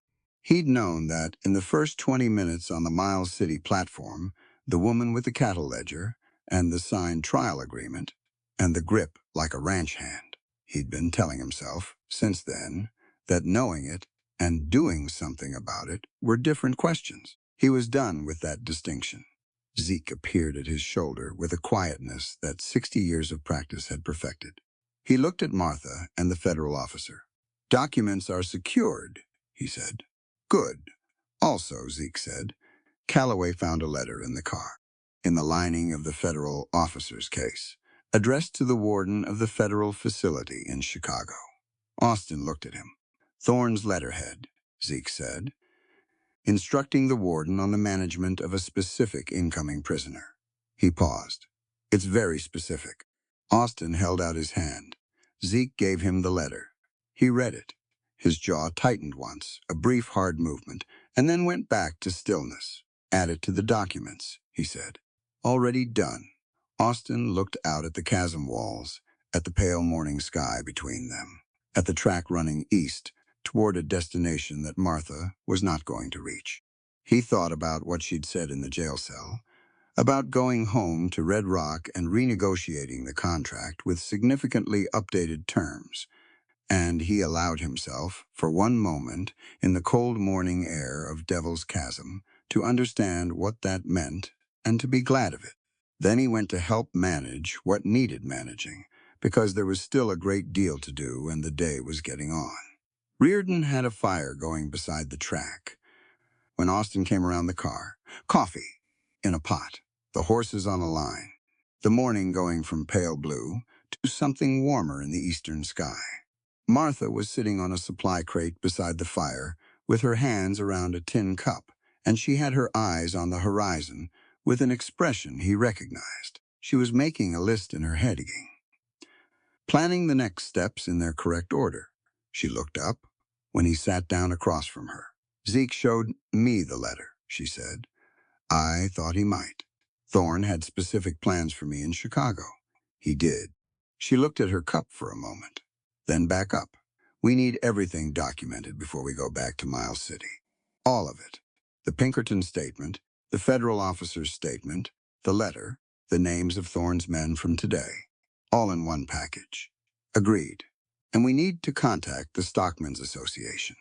Henderson and the others need to know what happened today. Thorne is going to reframe this as an attack on a federal transport the moment his men get back to him. He will. So we need our account in circulation. First." She paused. "That means Miles City by this afternoon." Austin looked at her across the fire, at this woman who had been in a jail cell for 2 days, then in an iron transport car for 24 hours, then in the middle of a gunfight in a canyon at dawn, and who was now, with a tin cup of camp coffee, planning the communication strategy for the next stage of the legal battle. "Miles City by this afternoon," he said. She nodded. "Good." The fire crackled between them. The horses stood patient on the line. Above the chasm walls, the sky was going properly blue, now the flat January blue that meant cold and clear, and nothing hidden. Austin reached across the fire and held out his hand. She looked at it. Then she put hers in it. His hand closed around hers, warm and certain and entirely decided. Neither of them said anything for a moment. There wasn't anything necessary to say right then that the hands didn't already cover. Reardon appeared around the supply crate with the coffee pot. He looked at them. He poured Austin's cup without being asked, topped off Martha's, and walked away without comment, which was the most tactful thing Austin had ever seen Reardon do in 12 years of knowing him. Torres called from the trackside of the car that the federal officer was ready to proceed whenever they were. Austin let go of Martha's hand and stood up. "Miles City," he said. "Miles City," she said.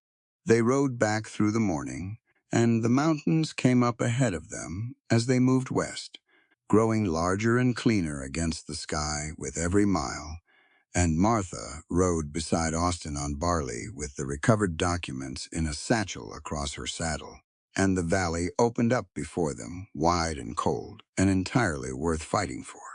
The warrant collapsed on a Tuesday in February.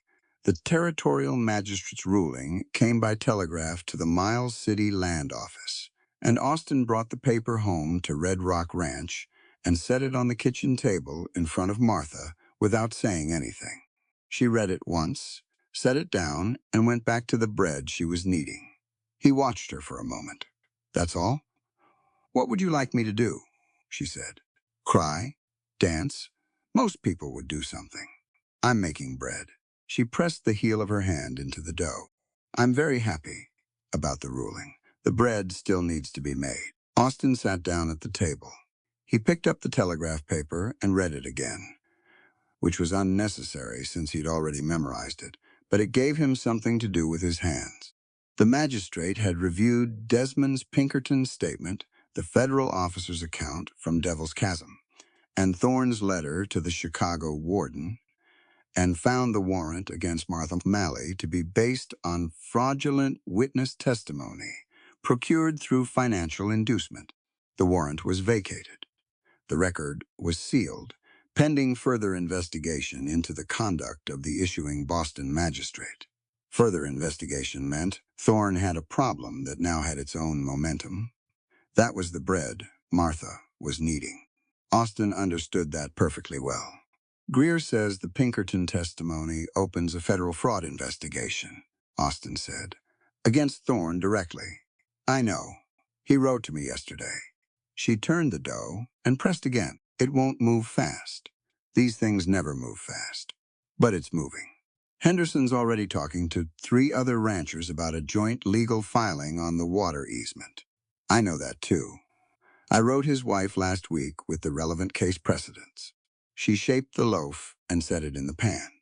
The Henderson operation has the strongest individual claim because their third tributary dependency is fully documented in the county water records, going back to 1877. If they file first and correctly, the others can follow their framework. Austin looked at her. "You've been busy. I'm always busy." She covered the bread pan with a cloth and set it near the stove to rise.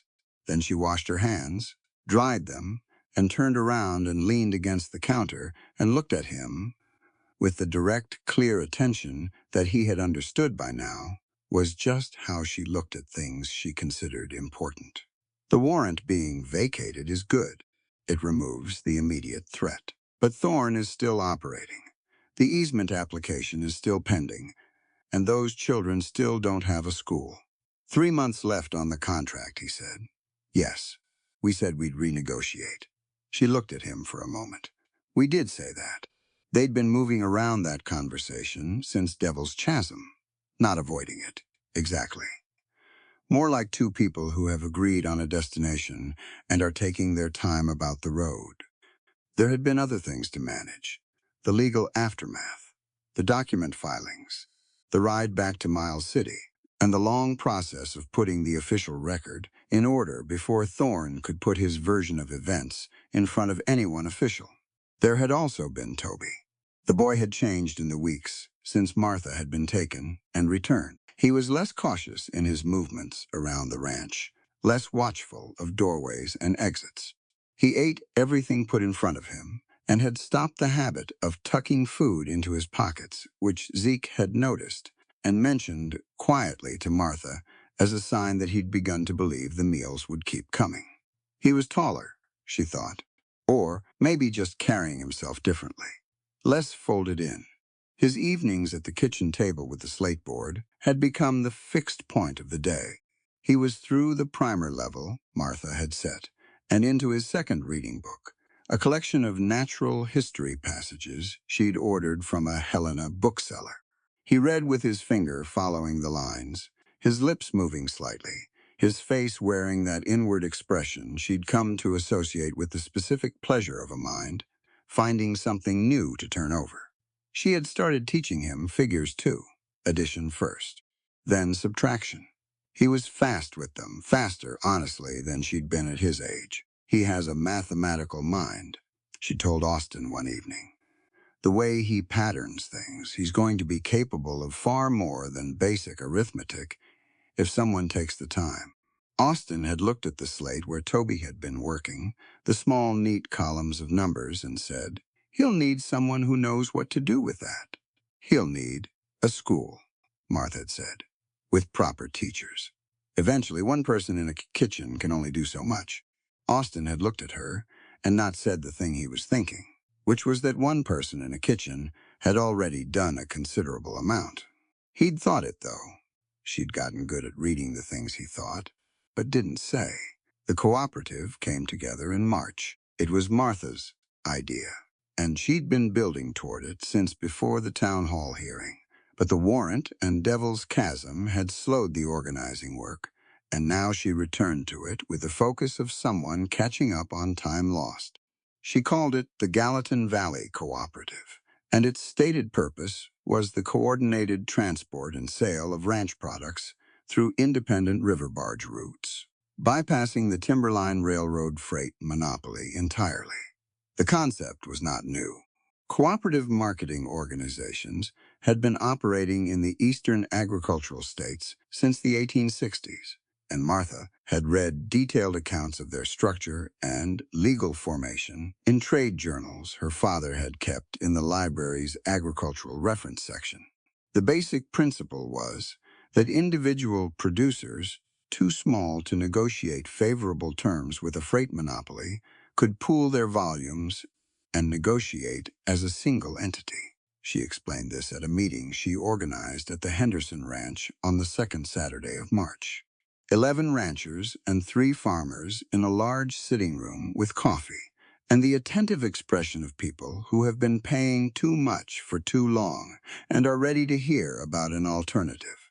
She walked them through the structure, the legal formation of the cooperative as a shared entity, the collective freight volume they could offer barge operators on the Gallatin River, the price differential between current timberline rates and what she projected the cooperative could negotiate. The difference per ranch, she said, pointing to the figures she'd written on a large piece of brown paper tacked to the Henderson sitting room wall, is between $60 and $200 per season, depending on volume. Collectively, the cooperative can offer barge operators a reliable high-volume contract. That gives us negotiating leverage that none of us has individually. Henderson said, "Thorne's going to see this coming." "Yes," Martha said. "He'll see it, and he'll try to counter it, probably through the freight rate structure. He may drop railroad rates temporarily to undercut the barge option while the cooperative is getting established." She looked at the room. The cooperative needs to be legally formed and operationally ready before he has time to respond. Speed matters. "How fast?" one of the farmers asked. 6 weeks for legal formation. Another 2 for the first barge contracts. 8 weeks total. She paused. "It's aggressive. It's doable." Austin sat in the back of the room and watched her work. He'd been watching her work for 4 months now, and it still had the quality of something he could keep observing without it becoming ordinary. The clarity of her arguments, the way she read a room and adjusted her pace to what the room needed without losing the thread of what she was saying. The way she made complex things simple without making them wrong. He thought about the kitchen table in Miles City, where he'd burned a matchmaker's letter and told Jedrold that he was done with the entire enterprise. He thought about a Miles City platform and a woman in a mud-colored dress who'd stepped off a train and handed him a cattle nutrition analysis. He thought he had been spectacularly fortunate in his timing.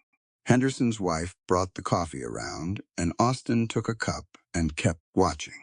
The cooperative was legally formed in 5.5 weeks, which was faster than Martha had projected, and which she attributed to Henderson's lawyer being more efficient than expected, and to Riordan, of all people, turning out to have a cousin in Helena, who worked in the Territorial Business Registry and knew exactly which forms to file in which order.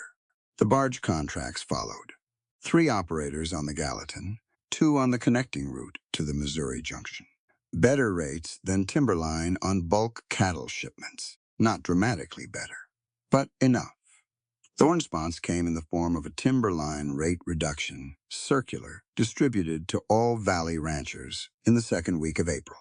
Austin read it at the breakfast table, with Martha across from him and Toby beside her, working on his morning figures. There it is, Austin said. Martha read the circular from across the table without picking it up. He's dropped the cattle freight rate by 12%. The grain and general goods rates are unchanged because most of the cooperative's initial volume is cattle. He's trying to make the cattle barge option look less attractive before the first shipment goes. She poured her coffee. It won't work if the cooperative commits to the barge contracts for a full season regardless. The barge operators need the volume guarantee anyway. If the ranchers hold, Thorne's discount becomes his cost with no offsetting gain. Will the ranchers hold? She thought for a moment. Henderson will. And if Henderson holds, the others follow him. She looked at the circular again. I'll write to him today. Toby, beside her, pushed his slate across the table toward her without looking up from his reading book. She looked down at it, a column of figures she'd set him that morning. Addition and subtraction mixed, 18 problems. All 18 correct, she said. Good, all of them. He looked up briefly with the expression that had replaced the careful wariness of his first weeks. Not open, exactly. He was not going to be a demonstratively open person. She'd accepted that. But present, settled. Accustomed to being somewhere that didn't require constant vigilance. She'd set him harder figures before he left for the barn. Zeke had put him to work with the horses in the mornings. Light work suited to a boy his size. Water and feed, and basic grooming. He was patient with the animals in a way that Zeke said was natural, not taught, and the horses responded to him with the easy trust they extended to people who made no sudden demands. He was growing into Red Rock Ranch the way a plant grows into a new soil, quietly, without drama, putting down roots because the conditions were sufficient. On a Thursday evening, in the 3rd week of April, Martha was at the kitchen table, writing the monthly household accounts when she heard Toby come in from the barn. She didn't look up. His step was familiar enough by now that she tracked it without thinking. The particular rhythm of his boots on the back step, the way he always paused to remove them at the door, even when no one had asked him to. She heard him come into the kitchen. She heard him stop. She looked up. He was standing in the middle of the kitchen floor, with his coat still on, and his face doing something she'd never seen it do before. The careful watchfulness was there, but wound tight, like a spring under too much pressure. His eyes were moving between her face and the back door and back to her face. He had something in his hands. She set down her pen, Toby. He came to the table fast, faster than his usual deliberate pace, and put the object down in front of her. It was a piece of flat wood, a cedar shingle, she thought. From the look of it, something pulled from a scrap pile. On the pale surface, scratched with a nail or a sharp stone, a drawing. She looked at it. He had drawn a structure, curved at the top. Vertical lines on the sides suggesting walls. From the base of the structure, lines spreading outward and then falling. The unmistakable image of water falling in a wide arc. A dam, cracking at its base, the lines showing fracture and rupture. And below the dam, more frantic lines, water spreading outward, consuming the space below. At the bottom of the image, small rectangles. Buildings, ranch buildings she could see, the shapes he always used when he sketched the red rock structures in the margins of his schoolwork. She looked at the drawing for 3 seconds. Then she looked at Toby. "Where?" she said. He pointed north. "Then up the mountain reservoir, the main water source for the valley's North Ridge operations." "Thorne's men?" she said. He nodded fast. Too fast. He'd been holding this since whenever he'd seen it, and he'd ridden back hard, and he was still running on the urgency of it. "When did you see them?" He held up one finger, then pointed at the window, at the sky outside, at the quality of light that was early evening, fading. "1 hour ago. Maybe less." Martha stood up. "Zeke," she said. She was already moving to the back door. She found Zeke in the barn doing the evening check and told him in 4 sentences, showed him the shingle, and he was moving before she finished. He knew the reservoir. He knew what dynamite under its base meant for every piece of irrigated land in the valley below. Austin was in the south pasture, doing fence inspection with Torres. Zeke sent Calloway at a run. Martha went back to Toby. He was still in the kitchen, standing very straight, watching her face. She put both hands on his shoulders and looked at him directly. "You did exactly the right thing," she said. "Coming to me. Coming fast the picture." She held up the shingle. "This was exactly right, Toby." He looked at her with the serious attention of someone listening very carefully to words they intend to keep. "You may have just saved this valley," she said. "I need you to understand that." He looked at the shingle, at the crude drawing he'd scratched on a piece of cedar with a nail, riding bareback through the April evening. Then he looked at her. She saw it in his face, the same thing she'd seen the first time he wrote his own name on the kitchen slate. The recognition that what he'd done had weight, that he was capable of something that mattered.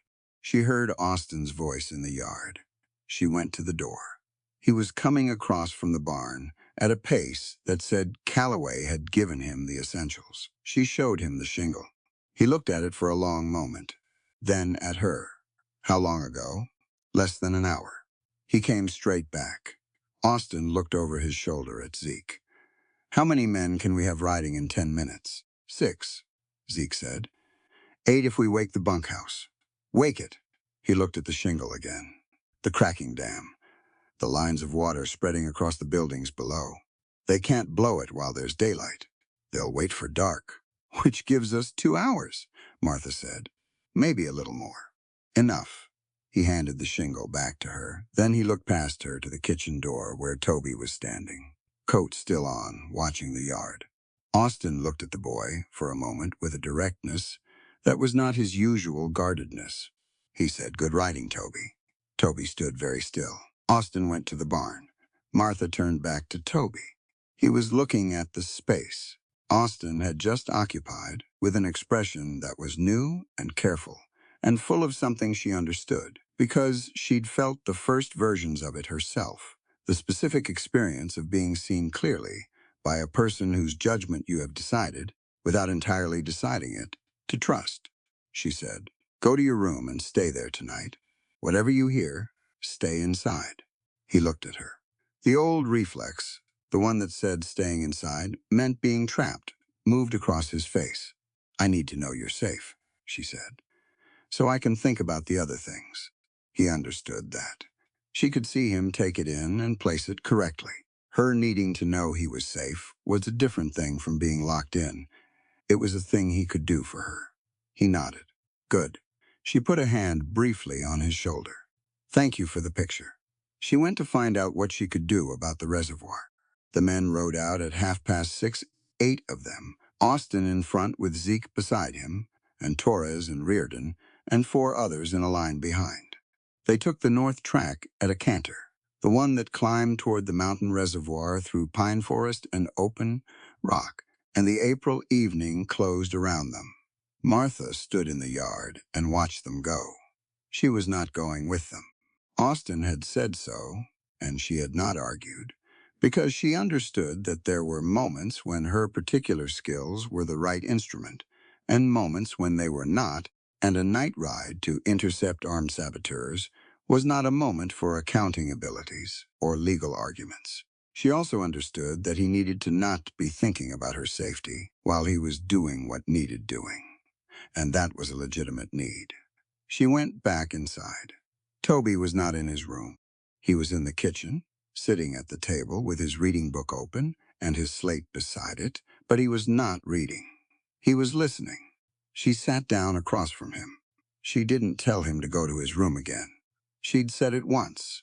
That was her word and his choice.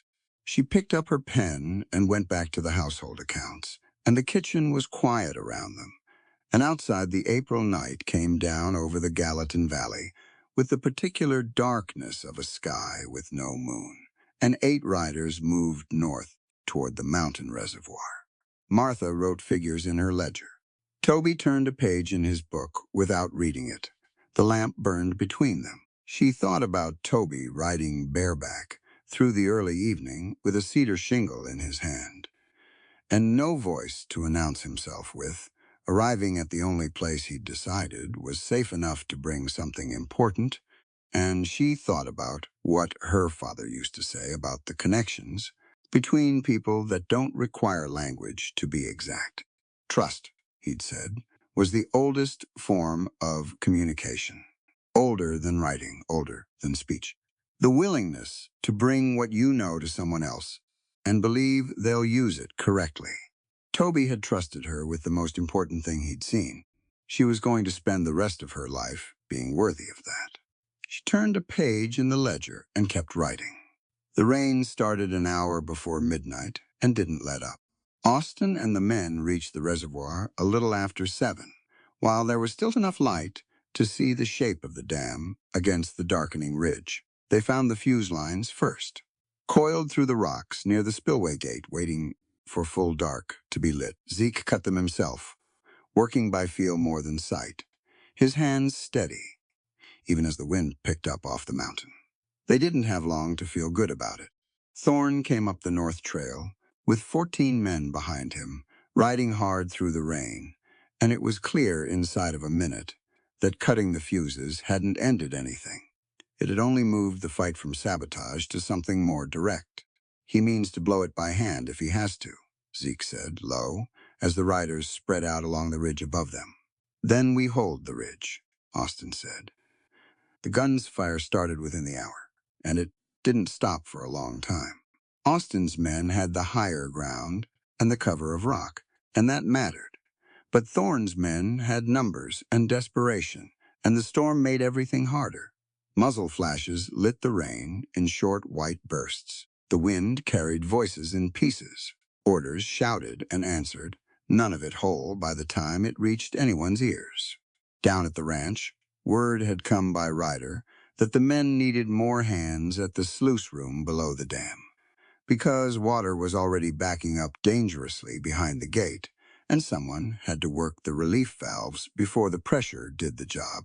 Thorne's dynamite hadn't managed. Martha didn't wait to be asked twice. She left Toby with the cook's wife from the Henderson place, who had come to sit with him, and she rode north with 3 men from the cooperative who'd shown up at Red Rock within the hour, farmers who knew what a flooded valley would cost them and weren't going to sit home and find out. The lower sluice room sat below the dam itself, a low stone building half sunk into the hillside, and by the time Martha reached it, the water inside was already past her knees. The valves were iron, waist-high, rusted from years of neglect, and the mechanism that should have turned them easy had seized somewhere along the line. They won't budge, one of the farmers said, straining against the wheel. They will, Martha said. Get me the pry bars from the wagon. She'd read about relief valve mechanics in an engineering pamphlet years ago, back when her father had a habit of bringing home anything printed that might be useful to somebody someday. She hadn't thought, at the time, that she'd ever need it. She was glad now that her father had never believed in wasted knowledge. They worked the bars into the seized joints and threw their weight against them together. 4 people leaning into cold iron in water that kept rising, and the first valve gave with a shriek that Martha felt in her back teeth. Water roared through the open channel, and the room shook with it. And for one bad second, she thought the whole structure might come down around them. It held. Next one, she said, already moving.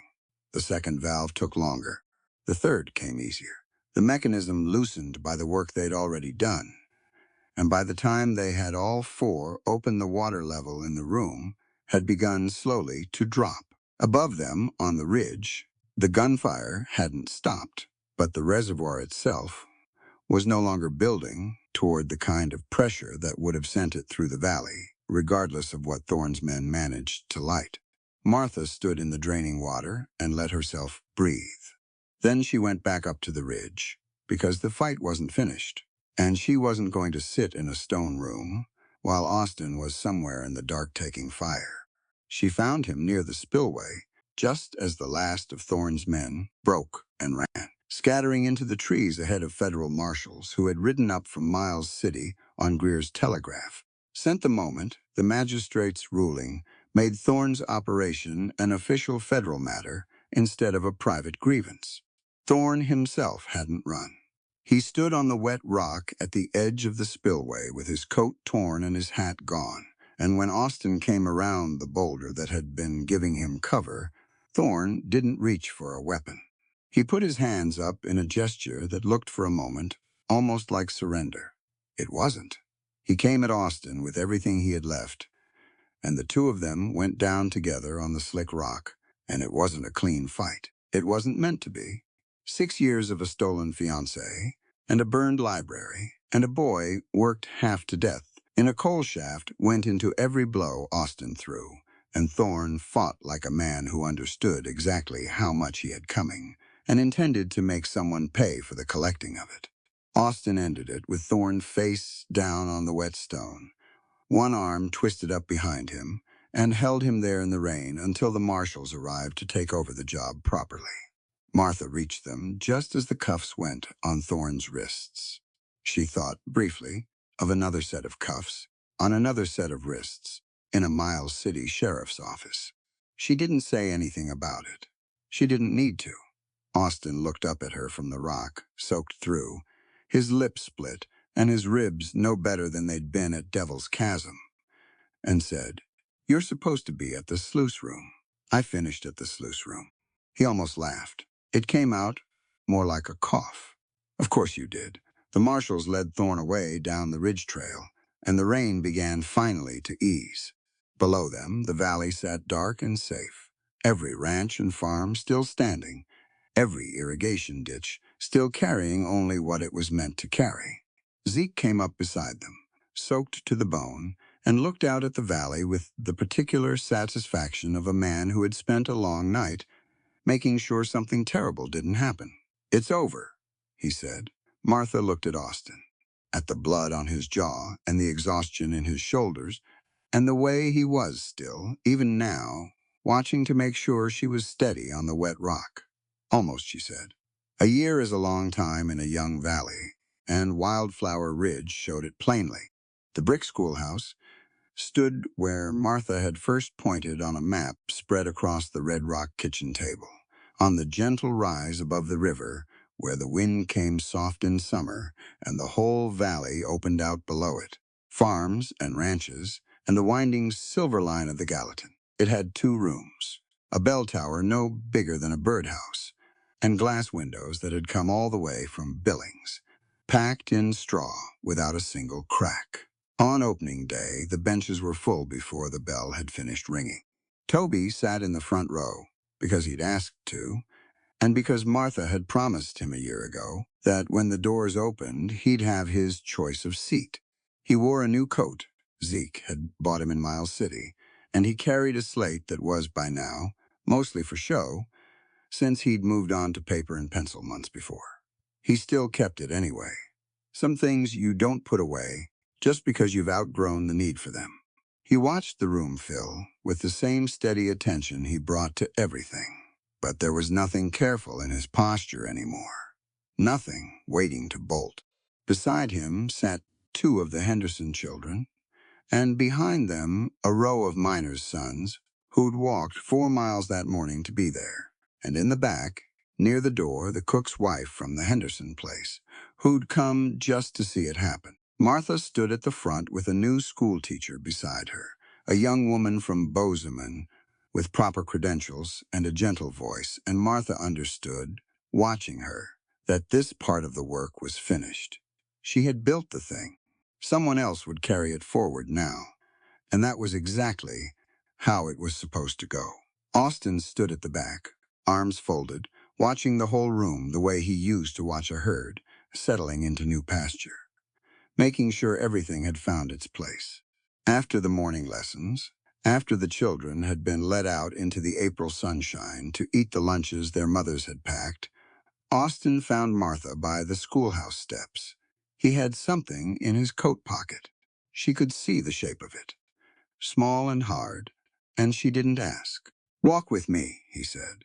They went up the last stretch of the ridge, past the schoolyard, to the flat rock outcrop where the whole valley spread out below them, green now with new grass, the river bright in the sun. Half the community had followed at a distance, not close enough to crowd, close enough to see. Austin took the small box from his pocket and opened it. The ring inside wasn't polished smooth like the ones in the Miles City jeweler's window. It held a rough garnet, dark red, uncut, set plain in gold that had been shaped to fit a hand that had hauled water barrels and dug post holes and worked iron valves against a rising flood. "I had the jeweler leave it unfinished," Austin said. "Seemed dishonest to smooth it down. You never have been smooth, Martha. I don't want a ring that pretends otherwise." She looked at it, then at him. "I turned down 18 brides because I thought the world only wanted my land," he said. "You taught me that land means nothing without people to share it with, and love means honoring courage over vanity. You are my home, Martha." The valley was quiet below them, and the wind came warm off the ridge, the first real Chinook of the season, carrying the smell of thawed earth and new grass. Martha didn't say anything for a moment.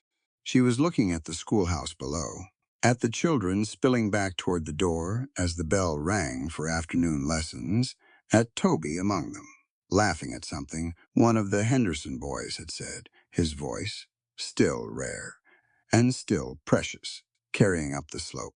Then she looked at Austin. "Yes," she said. He slid the ring onto her hand, and it fit exactly right, because he'd taken the measurements himself, secretly, from a glove she'd left drying by the kitchen stove months before. Down the hill, someone started clapping. Then, more than one someone. Zeke stood near the schoolhouse door, with his hat in his hands, not clapping, just watching, with the expression of a man who has waited a long time to see something turn out right.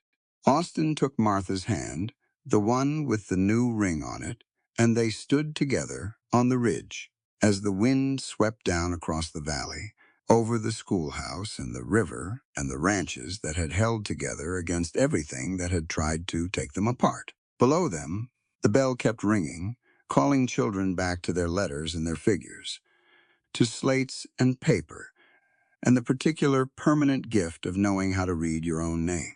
It was, Martha thought, exactly the sound the valley needed. This video is a work of fiction, created for entertainment purposes only.